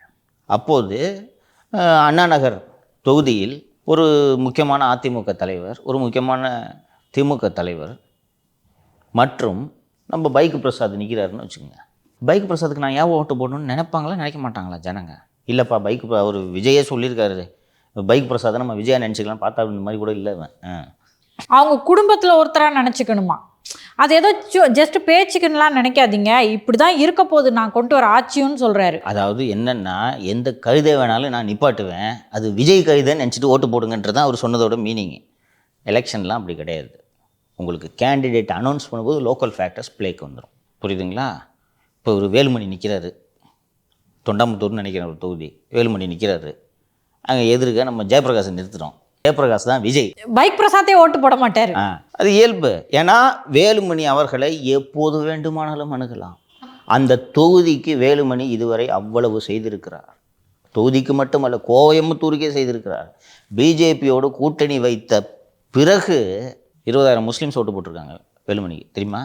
எங்களுக்கு மதம் அரசியல் எல்லாத்தையும் தாண்டி வேலுமணி முக்கியம். இது மாதிரி திமுகவில் ஒரு 60 பேர் இருக்காங்க, அதிமுகவில் ஒரு 60 பேர் இருக்காங்க, குறைஞ்சது லோக்கல் செல்வாக்கு உள்ளவர்கள். ராயபுரத்தை எடுத்துக்கோமே, அங்கே அந்த ஒரு தொகுதியில் முஸ்லீம்ஸ் அதிகம் இருந்ததுனால அவர் அதனால் அடி வாங்கினார். இன்றைக்கி இஸ்லாமியர்கள் அதிகம் இல்லாத ஒரு தொகுதியில் இவர் திரு ஜெயக்குமார் போட்டிட்டுறாரு, இது ஒரு தம்பி போட்டிட்டுறாரு. தம்பின்னா விஜய் கட்சியில் எல்லாம் அறிமுகம் இல்லாதவர்கள் தான் இருப்பாங்க. ஜெயக்குமார் வேணாம்ப்பா, இந்த தம்பியை நான் விஜயா நினச்சிக்கிட்டு ஓட்டு போடுறேன்னு போடுவாங்களா? இந்த இடத்துல ஒரு விஷயத்தை கவனிக்கணும் சார். ஸ்டாலின் அவர்களுக்கு ஒன்றுமே தெரியல அப்படின்னு நம்ம தொடர்ந்து பேசிகிட்டு இருக்கோம். பட் விஜய் அவர்களுக்கு அப்படி இல்லை. அவர் என்னதான் களத்துக்குள்ள வரலனாலும் தொடர்ந்து கவனிச்சுக்கிட்டு இருக்காரு. இதை ஒரு விஷயமா ஃபேக்டராக பார்க்குறாரு. அதாவது விஜய் இல்லாத இடங்கள்ல நம்மளோட வேட்பாளர்களுக்கு ஓட்டு விழுக வாய்ப்பு இல்லை அப்படின்றது. அது அவருக்கு இன்னும் புரியலன்னு நினைக்கிறேன் நான். இது மிகை மதிப்பீடு. நான் கை காட்டுற நபரை நானாக நினச்சி ஓட்டு போடுங்கன்னா எலக்ட்ரேட் அப்படி ஒர்க் ஆகாது. அதெல்லாம் போக போக அவர் புரிந்து கொள்வார். ஸோ இன்னொன்று வேறு சொன்னார் சார், அதாவது அவரே வரல, இவரே வரல, இவர் எங்கே வரப்போறாரு அப்படின்னு சொன்னாங்க அப்படின்னு சொல்லிட்டு சொன்னார். அவரே இவரேனா அது யார் சார்? ரஜினியை தான் சொல்கிறேன். அதில் என்ன தான் ரஜினிலாம் வரன்னு சொன்னாங்க. இன்னொன்று ஓய்வு பெற்ற பிறகு வர்றதா அவர் சொல்லிட்டு இருந்தாங்க. நான் கெரியரோட பீக்கில் இருந்து வந்துட்டேன்றது தன்னை நான் am better than those people அப்படின்ட்டு நிறுவ. அதே மாதிரி அதுலேயே இன்னொன்று தொடர்ந்து சொன்னார் சார். ஃபஸ்ட் நான் வந்து கட்சி தொடங்குறதுக்கு முன்னாடி இவரெல்லாம் எங்கே வரப்போறாரு அப்படின்னு சொன்னாங்க. கட்சி தொடங்கி நான் பேர் வச்சுட்டேன். அதுக்கப்புறம் இவர் கட்சி பேர் வச்சிட்டாரு, கட்சி கொடி விட்டாரு. இதுக்கப்புறம் மக்கள்கிட்ட செல்வாக்கு வாங்கணும் அப்படின்னு சொன்னார். மக்கள்கிட்ட செல்வாக்கு வாங்கியாச்சு. அப்புறம் மாநாடு அறிவித்தேன். மாநாடு இவர் எங்கே மாநாடு நடத்த போகிறாரு, புசி ஆனந்தன்ற ஒரு ஆளை வச்சுக்கிட்டு இவர் எப்படி மாநாடு நடத்த போகிறாரு அப்படின்னு சொல்லி சொன்னாங்க. இப்போ மாநாடு நடத்திட்டேன். இப்போ வந்து ஒரு பேச்சு நடந்துக்கிருக்கு, இவர் எங்கே தேர்தலில் ஜெயிக்க போகிறாரு, அண்ணா அவர்களே எம்ஜிஆர் அவர்கள் மாதிரி இவர் எங்கே ஜெயிக்க போகிறான்னு சொல்லிட்டு இருக்காங்க. இவங்க வந்து இதை பிடிச்சி தொங்கிட்டு இருக்காங்க அப்படின்னு சொல்லிட்டு சொல்கிறாரு. அது 26 தேர்தல் முடிவுகளுக்கு பிறகு விவாதிக்கப்பட வேண்டிய விஷயம். இன்னைக்கு பேசுவது வெறும் சவாலாக தான் பார்க்க முடியும். நீங்கள் இது எல்லாரும் பண்ணலாம்ப்பா, நீங்கள் உங்களுக்கு இருக்கிற நீங்கள் இன்றைக்கி நம்பர் 1 ஸ்டார் விஜய் பார்த்தல, அது கிரீஸ் தடவுனதெல்லாம் சொன்னேன் நான் நேற்று. கரெக்டாக இந்த கிரீஸ்லாம் விஜய் ஃபேனுக்கு எம்மாத்திரம் நான் சொன்னேன். எத்தனை பேர் ஊஞ்சாங்க பார்த்தியா? விஜய் காட்டி அந்த ரேம்ப் வாக்கில் நடந்தது ஃபுல்லாக ரசிகர்கள் தான். விஜய் இடம் இல்லை, ஊர்வலம் போகிற மாதிரி இருந்துச்சு. என்னப்பா ரேம்ப் வாக்குன்றீங்க, இந்த ஊர்வலம் போகிற மாதிரி இருக்குன்னு இருந்துச்சு. அப்படி இருக்கும்போது இந்த கூட்டத்தை கூட்டுறது பார்த்தல, நான் தான் சொன்னேன் இல்லை, கை குழந்தைய தூக்கிட்டு வர்றாங்கன்னா அப்போ எந்த அளவுக்கு கிரேஸாக இருக்காங்க. இந்த கூட்டத்தை கூட்டுறது ஒரு பெரிய விஷயம் கிடையாது. மாநாடு போடுறது ஒரு பெரிய விஷயம் கிடையாது. பந்தலை போட்டு அரேஞ்ச்மெண்ட்ஸ்லாம் பண்ணனா மாநாடு போட்டுற முடியும். கட்சி தொடங்குறது ஒரு பெரிய விஷயம் கிடையாது. யார் வேண்டுமானாலும் நீ கூட நாளைக்கு போய் ஒரு அரசியல் கட்சியை பதிவு செய்யலாம். தேர்தலில் வெற்றி பெறுவது தான் முக்கியம். அதை நீங்கள் செய்து காட்டிய பிறகு நாம் அதை ஏற்றுக்கொள்ளலாம், புரிந்து கொள்ளலாம். தாமரை இலையில் தண்ணி கூட ஒட்டாது, அப்போ தமிழ்நாடு மட்டும் ஒட்டுமா அப்படின்னு சொல்லிட்டு பிஜேபியை விமர்சனம் பண்ணியிருக்காரு. பிஜேபியோட விமர்சனத்திலிருந்து நான் பார்க்க வேண்டியது, எந்த சூழ்நிலையிலும் பிஜேபி இருக்கக்கூடிய கூட்டணிக்கு நான் செல்ல மாட்டேன் அப்படின்றத ஏற்கனவே சொல்லியிருக்காரு. இன்னொன்று, ஒரு ஸ்ட்ராங் செக்யூலர் ஸ்டாண்டை திரு விஜய் அவர்கள் எடுக்கிறார். சிறுபான்மையினரின் பாதுகாவலராக தன்னை நிலைநிறுத்திக் கொள்கிறார். ஸோ பிஜேபியின் மீது தீவிரமான தாக்குதலை அவர் தொடுக்கும்போது ஒரு ஆன்டி பிஜேபிக்கு நான் தான் சரியான ஆள், திமுக கிடையாதுன்றதை காங்கிரஸ் புரிந்து கொள்ள வேண்டும் அப்படின்றதான். இதோடு சேர்த்து தான் நான் இந்த தேர்தலில் வாக்காளர் பட்டியல் முறைகேடெல்லாம் சேர்த்து பேசியிருக்கணுன்றேன். பிஜேபியும் தேர்தல் ஆணையமும் சேர்ந்துக்கிட்டு இந்த வேலையை பண்ணுறாங்கன்னு சேர்த்து 2 பிஜேபி அடிக்கணும்னு முடிவு பண்ணிட்டீங்க, சேர்த்து 2 அடி அடிங்க சார். இன்னொன்று சார், அதாவது அரசியல் ஆய்வாளர்கள்லாம் நீங்கள் வந்து சொல்லிட்டு இருக்கீங்க, கூட்டம் ஓகே தான், இதெல்லாம் ஓட்டா மாறுமா அப்படின்னு சொல்லிட்டு இருக்கீங்க. கூட்டம் வந்து இதை பார்க்குறீங்க, ஆனால் இது ஃபுல்லாக ஓட்டா மாறும், கோட்டைக்கு போகிற ரூட்டாக மாறும் அப்படின்லாம் சொல்லியிருக்காரு சார். அதெல்லாம் இருக்கட்டும், இப்போவும் சொல்கிறேன், கூட்டம் ஓட்டா மாறாது. கூட்டம் ஓட்டா மாறினதாக வரலாறே கிடையாது. நான் ஏற்கனவே பல முறை 96இல் மறுமலர்ச்சி திராவிட முன்னேற்ற கழகம் அடைந்த படுதோல்வியை நான் உணர்த்தியிருக்கிறேன். இதெல்லாம் வந்து நேற்று வந்த விஜய்க்கு வந்த கூட்டங்களில் பெரும்பாலான கூட்டம் ரசிகர் கூட்டம். உங்களுக்கு அந்த விஜயை பார்த்தா போதும் என்று வந்த ரசிகர் கூட்டம். விஜயோட ரேம்ப் அங்கே முடிஞ்ச உடனே பாதி பேர் கிளம்பினாங்க பார்த்தியா வந்தாச்சு முடிஞ்சிச்சுப்பா அவள் தான்ப்பா அப்படின்ட்டு அவர் என்ன பேச போகிறாரு. நீ உண்மையிலே நீ அரசியல் கட்சிக்காக வந்திருந்தேன்னா நம்ம எதை பார்த்தோம்? நம்மளோட கவனம் ரேம்ப் வாக்கில் இல்லை. கரெக்டாக என்னையா அவர் நடக்க போகிறாரு, இது என்ன பெரிய மேட்டர்ன்ட்டு நம்மளோட ப்ரையாரிட்டி எதில் இருந்துச்சு? என்ன பேசுகிறாருன்றதுல தான் நம்ம கவனம் இருந்துச்சு. ஆனால் அவங்களோட கவனம் எதில் இருந்துச்சு? நடக்கணும் அப்பாடி ஒரு ஃபோட்டோ எடுத்தாச்சு, ஓகே போகலாம், அவ்வளோதான். அது பேசுகிறது அது பேசிக்கிட்டு போட்டோம் விடுங்க, அப்படி தான் இருந்துச்சு. ஆனால் மறுமலர்ச்சி திராவிட முன்னேற்ற கழகத்தில் திரு வைகோபால்சாமி அவர்களுக்கு வந்த கூட்டம் என்பது அரசியல் கூட்டம், ரசிகர் கூட்டம் இல்லை, அரசியல் கூட்டம். தமிழ்நாடு இன்று வரை பார்க்காத கூட்டம். அது வாக்கா மாறலையே. 93 வைகோக்கு கூட்டின கூட்டத்தை பார்த்த உடனே இவன் ஒருத்தன் தாண்டா லீடர், இனிமேல் தமிழ்நாட்டில் லீடர் இல்லைன்ட்டு அன்றைக்கி பல பேர் முடிவு பண்ணாங்க. 17 வயசு ஒன்றுமானங்கப்பா. அண்டு 96 தேர்தல் வைகோ இருந்த இடம் தெரியாமல் ஒரு சீட்டு கூட ஜெயிக்கல, சிபிஎம் கூட கூட்டணி. அதனால் இப்போவும் சொல்கிறேன், கூட்டம் வாக்குகளாக மாறாது. இது எல்லா கட்சிக்கும் பொருந்தும், எல்லா கட்சிக்கும் இது பொருந்தும்.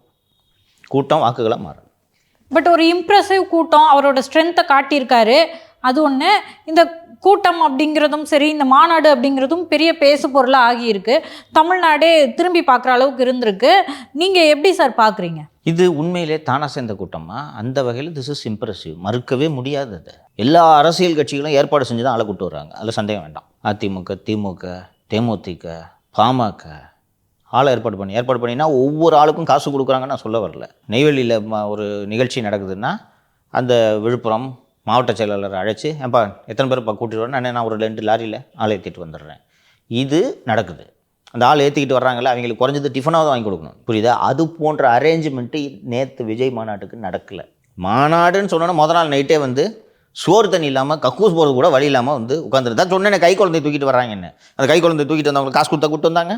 அது போன்ற கூட்டத்தை சேர்க்கும் வலிமை எந்த அரசியல் கட்சிக்கும் இல்லை. எடப்பாடி இன்னைக்கு பிரச்சாரத்துக்கு போகிறாரு, செங்கல்பட்டுக்கு போகிறாருன்னா செங்கல்பட்டு கிழக்கு மாவட்ட செயலாளர், செங்கல்பட்டு வடக்கு மாவட்ட செயலாளர் 2 பேருக்கும் வேலை, அண்ணன் வரும்போது கூட்டம் நிற்கணும். ஸோ அதே போல் திமுக ஒரு மாநாடு திருச்சியில் நடக்குது, கோவையில் ஒரு மாநாடு நடக்குதுன்னா அண்ணன் செந்தில் பாலாஜிக்கு வேலை கூட்டத்தை சேர்த்துறது. எவ்வளோ பேர் வர்றாங்கன்னா அது கணக்கு கரெக்ட் போட்டு கூட்டம் மாசாக தெரியணும். இந்த சிக்கலே இவங்களுக்கு கிடையாது. அதனால தான் நான் தொடக்கத்திலே சொன்னேன்ல, வருவாங்க அப்படின்னு தான் இஷ்டத்துக்கு ஆரம்பிக்கிறது. அது ஒரு பாசிட்டிவாகவும் பார்க்க முடியும், நெகட்டிவாகவும் பார்க்க முடியும் சார். ஏன்னா ஓட்டு போடுற வரைக்கும் அவங்க அதை மேக் ஷூர் பண்ணுவாங்க, இது அப்படி கிடையாது. அதனால தான்மா திமுக அதிமுக 2ம் பூத் லெவல் ஏஜென்ட்ஸ் மீது அவ்வளவு கவனம் செலுத்துவதற்கு காரணம், வண்டியில் ஏற்றிட்டு வந்த அத்தனை பேரும் கட்சிக்கு வாக்களிக்கணும். ஒரு 20 பேரை கூப்பிட்டுட்டு வர்றாரு, ஒரு கிளைக்கழக செயலாளர் இருக்கார் அல்லது ஒரு வட்டத்தின் செயலாளர் இருக்கிறார், அவர் வந்து ஒரு 50 பேரை கூட்டிகிட்டு வர்றாருன்னா அந்த 50 பேரோடும் இவருக்கு 1-to-1 உறவு இருக்கும். அந்த 50 பேரும் அன்னைக்கு தேர்தல் அன்னைக்கு வந்து வாக்களிப்பதை அவர் உறுதி செய்வார். அவர் தான் கூட்டிகிட்டு வர்றாரு. அண்ணன் பிரியாணி வாங்கி தர்றாரண்டி வாடின்ட்டு வண்டியில் ஏறி குட்டியானவனை பிடிச்சிட்டு வருவாங்க. அவர் தேர்தல் அன்னைக்கு என்னம்மா வா போட்டியா என்பதை உறுதி செய்வார்கள். இங்கே நீங்கள் யார்கிட்ட போய் பேசுவீங்க? அந்த கை குழந்தை தூக்கிட்டு ஒரு பொண்ணு வந்துச்சு, அந்த பொண்ணை யார் கூப்பிட்டு வந்தது? ஹஸ்பண்ட். சரி, இப்போ ஹஸ்பண்டை கான்டாக்ட் பண்ணி அவர் எந்த பூத்துன்றது தெரியுமா? அது ஒரு தம்பி இன்னோவா கார் பறி கொடுத்துச்சு, அந்த தம்பி அவர் தெரிஞ்சிருக்கும். அந்த காரில் வந்தவங்க எங்கே இருக்காங்கிறது தெரியுமா? ஒருவேளை லிஸ்ட்டில் அவங்க பேர்லாம் விட்டு போச்சுன்னு வைங்களேன், இந்த பூத் ஏஜென்ட்டுகள் அவங்க கிட்ட அணுகி அந்த நேம் அவங்களோடது லிஸ்ட்டில் வர வரைக்கும் அதை பார்த்துப்பாங்க. ஸோ இங்கே விஜய் கட்சியில் அது ஒரு சிக்கலாக இருக்க வாய்ப்பு. நம்ம கரூரில் முன்னாள் அமைச்சர் திரு விஜயபாஸ்கர் அவர்கள் வழக்கு போட்டிருக்கிறார். 50 பேர் செத்து போயிட்டாங்க என்று போய் லிஸ்ட்டை கொடுத்தானா அவன் சாவலன்ட்டு எலெக்ஷன் கமிஷன் அவங்களை லிஸ்ட்டில் ஏற்றிருக்கான். இருக்கிறவங்கள பீகார் இங்கெல்லாம் பார்க்குறோம், இருக்கிறவங்கள ஏன் நீ செத்துட்டப்பா அவனுக்கு ஓட்டு கிடையாது பண்ணுறாங்களாம். இதை சரி பண்ணுறதுக்கு திமுக அதிமுக 2லேயும் ஆள் இருக்குது, உங்ககிட்ட இருக்கா? இதுதான் ஏன் வாக்குகளாக கன்வெர்ட் ஆகாதுன்னு சொன்னேன்ல.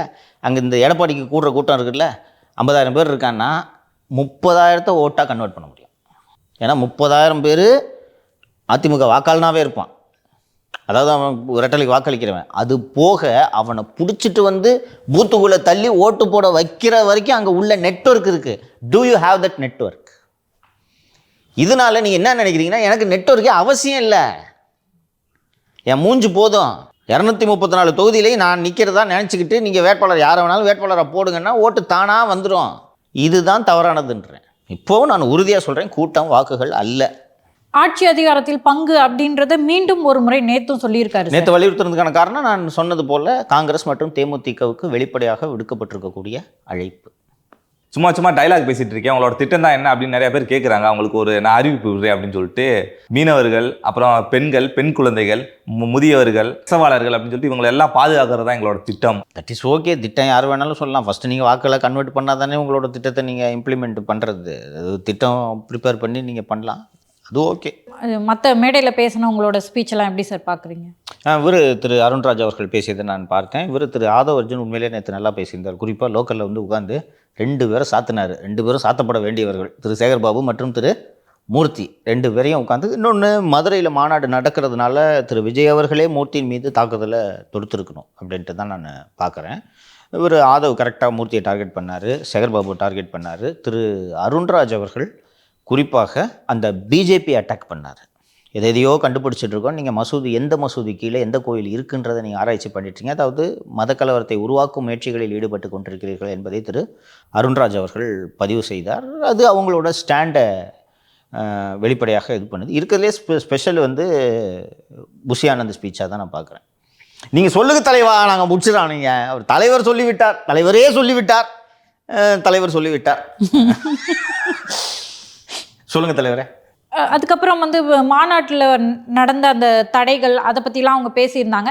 நிர்வாகிகள்லாம் சொல்கிறாங்க சேர் கொடுக்கல, அதுக்கப்புறம் ரோடெல்லாம் பள்ளம் தோண்டி போட்டாங்க. ஏன் கொடுக்கலன்னா, கொடுத்தா உடச்சிருவீங்கன்னு தெரிஞ்சு தான் கொடுக்கல போல இருக்குது. 10,000 போச்சாமே. சார் இன்னொன்று வேறு சொல்லியிருந்தார் சார், அதாவது ஆர்எஸ்எஸ்ஸின் அடிமை கூட்டணி அப்படின்னு சொல்லிட்டு ஏடிஎம்கே சொல்லியிருக்காங்க. அது இந்த விமர்சனம், அந்த விமர்சனத்தை எதிர்கொள்ள வேண்டியது அதிமுகவோட கடமை. இப்படித்தான் உடைக்கிறாரு ஓட்டை. நான் சொன்னேன்னா, அதிமுக எனக்கு பிடிக்கும், ஆனால் பிஜேபியோட கூட்டணி வச்சது எனக்கு பிடிக்கல அப்படின்னு சொல்கிறாரா? அப்போது அவங்கெல்லாம் என்கிட்ட வா. அப்போது பாஜகவோடு கூட்டணி வைத்திருந்தாலும் அதிமுகவின் தனித்தன்மை கெடாமல் நான் இந்த தேர்தலை சந்திப்பேன்றது சொல்லி கன்வின்ஸ் பண்ணி அந்த வாக்காளர்களை ரீட்டைன் பண்ண வைக்க வேண்டியது எடப்பாடி பழனிசாமியோட சேலஞ்ச். சார் ஒருவேளை அதிமுகவுக்கு பிஜேபியை கழட்டி விட்டு தாவேக்காவை சேர்த்துக்கலாம்னு ஒரு பிளான் இருக்குமா சார்? 100% இல்லை. இப்போவே சொல்லிடுறேன். இப்படி ஒரு கனவுல தான் 2 தரப்பு வந்துட்டு இருந்துச்சு. அதிமுகவில் சில பேர் சொல்லிட்டு இருந்தாங்க, விஜய் தரப்பில் பல பேர் இந்த கனவுல இருந்தாங்க. நடக்கவே போகிறதில்ல. ஃபஸ்ட்டு ஒரு விஷயம், அது ப்ராக்டிக்கலாக சிக்கல்களை ஏற்படுத்துவது என்பதையெல்லாம் தாண்டி பழனிசாமியோட நம்பகத்தன்மை போயிடும். ஒரு கூட்டணின்னு ஒரு மேடையில் உள்துறை அமைச்சரோடு உட்காந்து அறிவிச்சுட்டு நீங்கள் பிரச்சாரத்தை தொடங்கிட்டீங்க, வருங்கால முதலமைச்சர்னு திரு நயினார் நாகேந்திரன் மேடையில் சொல்லிட்டாரு. கொடியை தூக்கிக்கிட்டு பிஜேபி ஆட்கள் வராங்க. இன்னைக்கு தான் ஜெல்லாக ஆரம்பிச்சிருக்கு. எப்படிப்பா போவாங்க? சரி வர்றாங்கன்னு வச்சுக்குவோம். 30 சீட்டு ஒத்துக்கிறியா? ஒத்துக்குவாரா விஜய்? 2 வருஷம் சிஎம் கேட்டார் ஏற்கனவே. 20 சீட்டுக்கு ஒத்துக்கிட்டாருன்னா இப்போ கூட உடச்சிட்டு வருவாங்க. ஒரு வாதத்துக்கு சொல்கிறேன், நடக்க போகிறதில்ல. ஒத்துக்குவாரா? அப்போவும் 90 சீட்டு கேட்பீங்கல்ல. 90 சீட்டு உனக்கு கொடுத்துட்டு நான் இன்னும் 100 சீட்டில் நிற்கிறதா? நீங்கள் தான் வந்து எடப்பாடி பழனிசாமியை தலைவராகவே ஏற்றுக்கிறதுக்கு நீங்கள் ரெடியாக இல்லையே. அதிமுகவுக்கு யார் தலைமைனே தெரியாதுன்ட்டு நீங்கள் பேசுகிறீங்க. இனிமேல் எப்படி நடக்கும் அது? அதுக்கு தான் நேற்று விஜயோட ஸ்பீச் முற்றுப்புள்ளி வச்சுச்சுன்னு நான் சொல்கிறேன். இந்த குழப்பம் இருக்கக்கூடாது. இப்போ நீ சொன்னல, இந்த குழப்பம் இனிமேல் இல்லை. அதை 2 சைடும் தெளிவுபடுத்திட்டாங்க. அதனால தான் தமிழக மக்களுக்கு ஆப்ஷன் கிளியர் ஆகிடுச்சு. இந்த டாக்கு நிறைய பேர் பேசிகிட்டு இருந்தாங்க, டிசம்பரில் உடச்சிட்டு வந்துடுவாருங்க ஒரு தகவல் கூட போயிடுவாருன்னா அப்படிலாம் உருட்டிகிட்டு இருந்தாங்க. அதெல்லாம் நடக்காதுன்றது நேற்று தெரிஞ்சு போச்சு. இது நல்லதுன்றேன். அதான் சார் எனக்கும் கூட நான் நினச்சேன். ஏன்னா பிஜேபியோட ஒரு பெரும் எதிர்ப்பாக தான் வந்து தாவேக்கா முன் வச்சுட்டு இருக்காங்க. அப்படி இருக்கப்ப எப்படி பாஜகவோட கூட்டணி வச்சிருக்க அதிமுக கூட எப்படி வருவாங்க அப்படின்னு தான் நான் நினச்சிக்கிறேன். அதுக்கெல்லாம் லாஸ்ட் மினிட்ல வாய்ப்பு இருக்குது. இன்னைக்கு இதுதான் கூட்டணி. சார் இன்னொன்று வேறு சொல்லியிருந்தாரு, எல்லாரும் கட்சி ஆரம்பித்த பிறகு தான் வந்து எல்லாரும் வீட்டுக்குள்ளேயும் போவாங்க, நாங்கள் வீட்டுக்குள்ளே போயிட்டு தான் கட்சி ஆரம்பித்தோன்னு சொல்லியிருக்காரு. அது எப்படி சார்? எல்லா இடத்துக்கும் நான் விசிட் பண்ணுறேன்ட்டு சொல்லியிருப்பார். இது இவர் பேசுனதில் இதுவே முரணா தெரியுதா? சிங்கம் எப்போயாவது வெளில வரும்ன்ட்டு இவர் தான் சொன்னார். அப்புறம் நான் ஒவ்வொருத்தர் வீட்டுக்கும் போயிட்டு அதுக்கப்புறம் கட்சி ஆரம்பிக்கிறேன். இதில் எதை எடுத்துக்கிறது? நான் நினைக்கிறேன் கேடிவியில் விஜய் படம் போடுவாங்கல்ல, அதை மீன் பண்ணுறாருன்னு இருக்கலாம். இவர் சொன்னார்ல, பீகாரில் இதே மாதிரி டப்பிங் படம் போடுவாங்க, பீகார் மொழியில் டப்பிங் பண்ணி விஜய் படத்தை பார்க்குறாங்க, அதனால் விஜய் கேம்பெயின் பண்ண ஜெயிச்சிருவாருன்ட்டு சொன்னாங்கல்ல. சார் இன்னொன்று சார், அந்த தாவேக்கா மாநாட்டினுடைய பெயரே வந்துட்டு வாகை சூடும் வரலாறு திரும்புகிறது அப்படின்னு சொல்லிட்டு தான் பேர். வரலாறு திரும்புமா சார்? அவங்க நம்புகிறாங்க அது மாதிரி வரலாறு திரும்பும் என்று அவர்கள் நம்புகிறார்கள். அது 26 தேர்தல் முடிவுகள் தான் வரலாறு திரும்புகிறதா இல்லையா என்பதை நிரூபிக்கும். இது டூ ஏர்லி. அவங்க இப்படி நம்புகிறாங்கன்றது அவங்களோட நம்பிக்கையை வெளிப்படுத்துது, தன்னம்பிக்கையை வெளிப்படுத்துது. சார் ஒரு அரசியல்வாதி வந்துட்டு அவன் நல்லவனா கெட்டவனாலாம் தேவையில்ல, ஒரு உண்மையானவனா இருக்கணும் அப்படின்னு சொல்கிறார். அவன் நல்லவனா கெட்டவனான்றதை காட்டி உண்மையானவனா இருந்தால் ஒரு நல்ல அரசியல்வாதியா சார்? இது ரெண்டுமே இல்லை. ஒரு அரசியல்வாதி வல்லவனாக இருக்க வேண்டும். இதைத்தான் மக்கள் விரும்புகிறார்கள். ஊழல் குற்றச்சாட்டில் தண்டிக்கப்பட்ட செல்வி ஜெயலலிதாவை எங்கள் முதலமைச்சராக வர வேண்டும் என்று இதே மக்கள் மீண்டும் மீண்டும் தேர்ந்தெடுத்தார்கள் என்பதை நாம் மறந்துவிடக்கூடாது. என்ன காரணம்? ஜெயலலிதா நகை வாங்கிட்டு ஊரில் இருக்க சொத்தெல்லாம் வேலைக்கு வாங்கி போட்டாங்கன்றது தெரியாதா? 98 எதுக்கு வாக்களித்தாங்க? நல்ல ஆட்சி கொடுக்க வேண்டும், நல்லவன் இதெல்லாம் உண்மையானவன்றதெல்லாம் தாண்டி வல்லவனாக இருக்கணும், நல்ல ஆட்சி தரணும், அதிகாரிகளை கட்டுப்பாட்டில் வைக்கணும், நல்ல திட்டங்களை செயல்படுத்தணும், அவ்வளோதான். முரண்பாடு இருக்குது பாருங்கள் சார். நல்லவனா கெட்டவனான்றதுல உண்மையானவனா? சார் நான் கெட்டவனாக இருந்துட்டு போய் உண்மையாக நான் மேடையில் பேச முடியுமா? நான் கெட்டவன் தான் ஓட்டு போடுங்க நான் கேட்க முடியும். விஜய் ஸ்பீச் ரைட்டரை மாற்றணுமா? அவ்வளோதாம்மா, வேறு ஒன்றும் இல்லை. இப்போ இவ்வளோ நேரம் பேசுகிறதுலாம் பார்த்தா ஸ்பீச் ரைட்டரை மாற்றினா சரியாக போயிடும். இவ்வளோ தூரம் உட்காந்து பேச வேண்டியது. அதுவும் இல்லாமல் இன்னொன்று வேறு சொல்லியிருக்காரு சார். அதாவது அம்பேத்கரை தோக்கடிச்சது ஒரு அரசியல்வாதி தான், காமராஜர் அவர்களை தோக்கடிச்சது ஒரு அரசியல்வாதி தான், அதே மாதிரி ஐயா நல்லகண்ணு அவர்களை தோக்கடிச்சது ஒரு அரசியல்வாதி தான், சினிமாக்காரன் இல்லை அப்படின்னு சொல்லியிருக்காரு சார். இது அரசியல்வாதின்ற நல்லவனும் கிடையாது, சினிமாக்காரன் ஒன்றும் கெட்டவனும் கிடையாது அப்படின்ற மாதிரி ஒரு டைலாக். இருக்கட்டும், அரசியல்வாதி தான் தோக்கடிப்பான். ஆப்கானிஸ்தான் அம்பாசிடர் தோக்கடிப்பார்? சொல்லுப்பா, ஒரு அரசியல்வாதி யார் பார்த்து தோக்கடிப்பா? சொல்லு. நல்லகண்ணு யாருக்கு தோக்கடிச்சது? இப்போது குடியரசு துணைத் தலைவராக இருக்கக்கூடிய திரு சிபி ராதாகிருஷ்ணன் தான் தோக்கடிச்சது. அவர் என்ன பாகிஸ்தான் அம்பாசிடரா இல்லை சீனா அம்பாசிடரா? அரசியல்வாதி தானே. ஒரு அரசியல்வாதி இன்னொரு அரசியல்வாதி ஏதாவது ஸ்பீச் ரைட்டர் எழுதி கொடுத்தானா படிச்சிருது. அரசியல்வாதி தானேப்பா தோக்கடிக்க முடியும். லாஸ்ட்டாக ஒரு குட்டி கதை ஒன்று சொன்னார் சார். அதாவது ஒரு அரசன் வந்துட்டு நெற்பயிர் கொடுத்தாராம், கொடுத்துட்டு இதெல்லாம் வளர்த்து கொண்டு வாங்கடான்னு சொன்னாராம். ஒருத்தன் அல்ல தோள்பட்டைக்கு மேலே சொன்னோன்னே எனக்கு ஆதவர்ஜுன் அவர்கள் தான் ஞாபகம் வச்சுன்னா தோள்பட்டைக்கு வளர்ந்துருக்காருன்னு சொல்லிட்டு தோள்பட்டை உயரத்துக்கு வளர்ந்து ஒரு நெல்கதிரை கொண்டு வந்தானா. இன்னொருத்தன் வந்துட்டு கொஞ்சம் பாதி அதை காட்டி கம்மியாக ஒருத்தன் கொண்டு வந்தானா.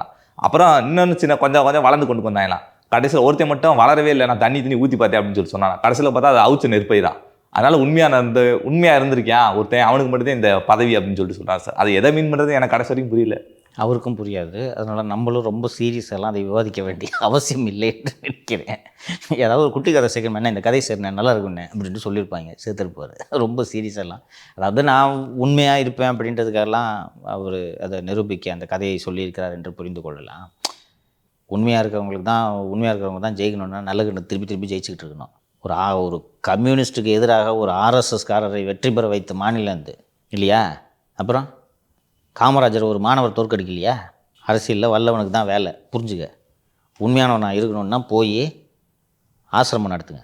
விஜய் மாநாட்டில் நேற்று நடந்த ஒரு விஷயத்தை நாம் தமிழர் கட்சிகளும் கொண்டாடிட்டு இருக்காங்க. அப்படின்னா அது முக்தார் தாக்கப்பட்டார் பழக்கப்பட்டார். நான் பார்த்தேன், எதுக்கு விரட்டி விட்டாங்க? தமிழக வெற்றி கழகத்தின் 2வது மாநாடு. நிறைய பேருக்கு பார்க்கும்போது இங்கே குழா போட்டிருக்கு, ஆனால் நிறைய குழால தண்ணி இல்லை. தண்ணி வரலையா? வருது பாருங்க, அங்க வருது, இங்க வருதா? அடுத்தது இது சரியில்லை.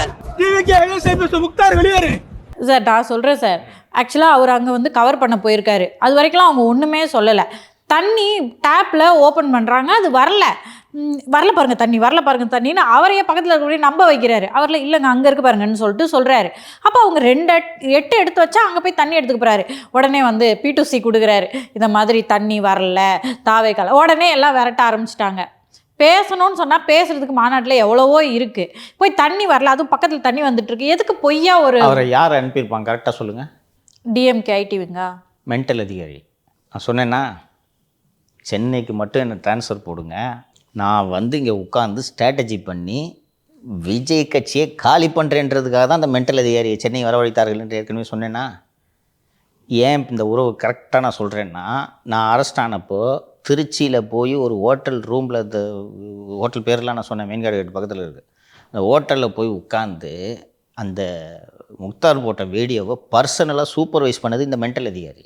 ஏற்கனவே சொல்லியிருந்தேன்னா, மென்டல் அதிகாரி துட்டை கொடுத்து நீ போங்க, நான் பார்த்துக்கிறேன், உனக்கு பாதுகாப்பு தர்றேன், மதுரை எஸ்பிகிட்ட பேசிட்டேன், இப்படிலாம் மென்டல் அதிகாரி உருட்டி இப்போ அங்கே போய் சக்ஸஸ்ஃபுல்லாக ஒரு வீடியோ ரெடி பண்ணிட்டாங்கன்னு வச்சுக்கேன். தண்ணி வரல, கக்கூஸ் அடைச்சிருக்கு, பிரியாணி இல்லை, பீஸ் இல்லை. சார் இருக்கிறதுலே ஹைலைட் என்னன்னா சார், போயிட்டாரு ஒரு ரோட்டில் நிற்கிறாரு, ரோட்டு ஓரத்தில் எந்த பேனரும் இல்லை. இதனால மதுரை மக்கள் அவரை அரசியல்வாதியாக பார்க்கல, நடிகராக தான் பார்க்குறாங்க அப்படின்னு சொல்கிறாரு சார். கோர்ட்டு சொல்லி எடுத்ததுரா டே, அவர் அப்படி சொல்கிறார் சார். வீடியோ இப்படிலாம் ஒரு வீடியோவை போட வச்சு அந்த வீடியோவை எடுத்துகிட்டு போய் டெபுட்டி சிஎம்கிட்ட காமிச்சு, பார்த்தீங்களா என் ஆள் ஒருத்தனை உள்ளே அனுப்பிச்சிட்டேன் அப்படின்னு சொன்ன உடனே மென்டல் அதிகாரியை பார்த்து டெப்டி சிஎம் உன்னை உள்துறை அமைச்சராக்குறேன், நான் சிஎம் என்று சொல்லுவார். இந்த மென்டல் அதிகாரிக்கு மனதில் ஒரு நினைப்பு, இந்த ஆள் தான் அனுப்பிச்சி விட்டது. இல்லைன்னா முக்தாருக்குலாம் தெரியும். முக்தாருக்கு ஃபஸ்ட்டு இங்கேருந்து துட்டு செலவு பண்ணிட்டு மதுரை வரைக்கும்லாம் போய் இந்த மாதிரி வீடியோ பண்ண வேண்டிய அவசியம்லாம் முக்தாருக்கு கிடையாது. இந்த ஆள் வந்து வண்டியை போட்டு சரக்கு வாங்கி கொடுத்துருப்போம். அப்படி இதனால் தான் முக்தார் அங்கே போய் அந்த தண்ணிக்கு மிக்சிங்க்கு தண்ணி தேடி இருக்கிறாரு. கிடைக்கணும்னு சொன்ன உடனே அதை வீடியோ போட்டு அதுக்குள்ளே விரட்டி விட்டாங்க, போய் ராவாக்குடின்னு அனுப்பிச்சி விட்டாங்க பாவத்தை. அவர் சொல்கிறாருல்ல சார், உங்களோட ஒவ்வொரு குடும்பத்தில் இருக்கிறவங்கள தான் வேட்பாளர் அப்படின்னு சொல்லிட்டு நீங்கள் நினைக்கணும் அப்படின்னு சொல்லிட்டு அதை வந்து அவர் ப்ரூவ் பண்ணணும். இந்த மாதிரி உங்களோட மாநாட்டுக்கு உங்களுடைய அன்புக்குரியவர்கள் தான் வராங்க அப்படின்னு இருக்கும்போது அதுக்கு சரியான ஏற்பாடுகள் பண்ணணும். நிறைய பேர் மயக்கப்பட்டு விழுந்துட்டாங்க, இறப்புகள் இருக்குது. அப்படி இருக்கும்போது எதிர்க்கட்சிகளோ மற்றவர்களோ அதை பேசுறதுக்கு நீங்கள் இடம் கொடுக்கக்கூடாது. உங்களுக்கே அப்படியான ஒரு உணர்வு இருக்கணும். லுக்மா, எம்ஜிஆர் தன்னுடைய முதல் தேர்தலில் 77 தேர்தலிலேயே பிரச்சாரத்திற்கு வராமல் வெற்றி பெறவில்லை. வந்து ஒரு டேர்ம் ஆட்சியை நடத்தி முடித்த பிறகு 81 நடந்த தேர்தல் என்று நினைக்கிறேன், எம்ஜிஆர் ஆட்சியை கலைச்சிட்டு நடத்திய தேர்தலிலும் மீண்டும் வெற்றி பெற்று நல்லாட்சியை கொடுத்தார்.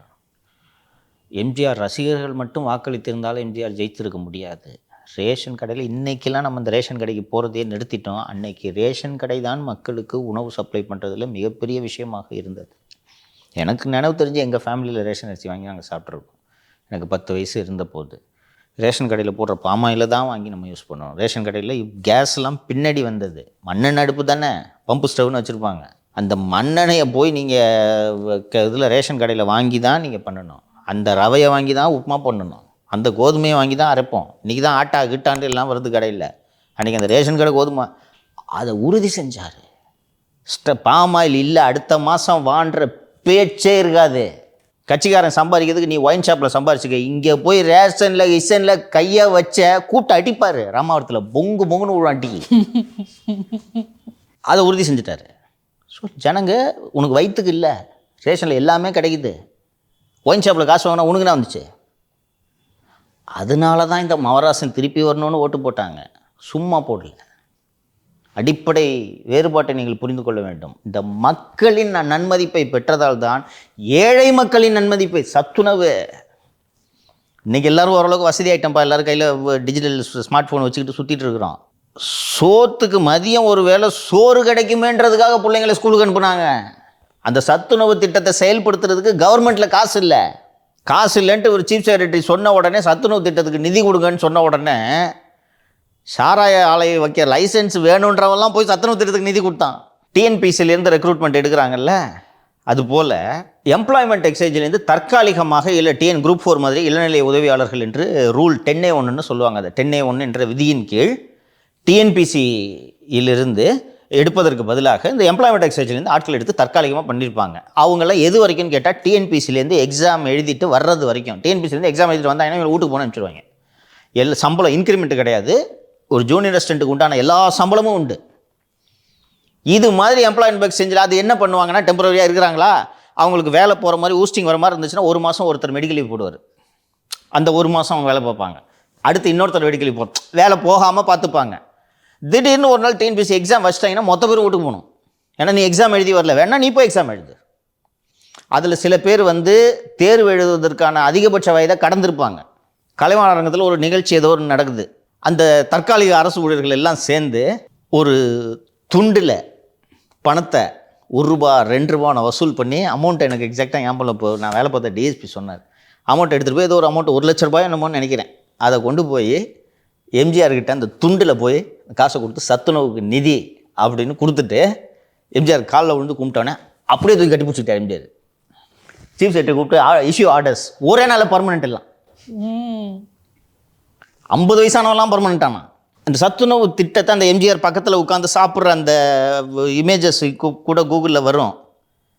அது அவ்வளவு ஏழைகள் வீட்டில் விளக்கேற்றியது, ஏழை பிள்ளைகளை படிக்க வைத்தது. இதனால அட்டாச் ஆகுறாங்க. இந்த ரிலேஷன்ஷிப் இருந்துச்சு, அது முக்கியம். அதனால தான் எம்ஜிஆர் ஒரு ஃபினாமினன். அதை புரிஞ்சுக்கணும் நீங்கள்.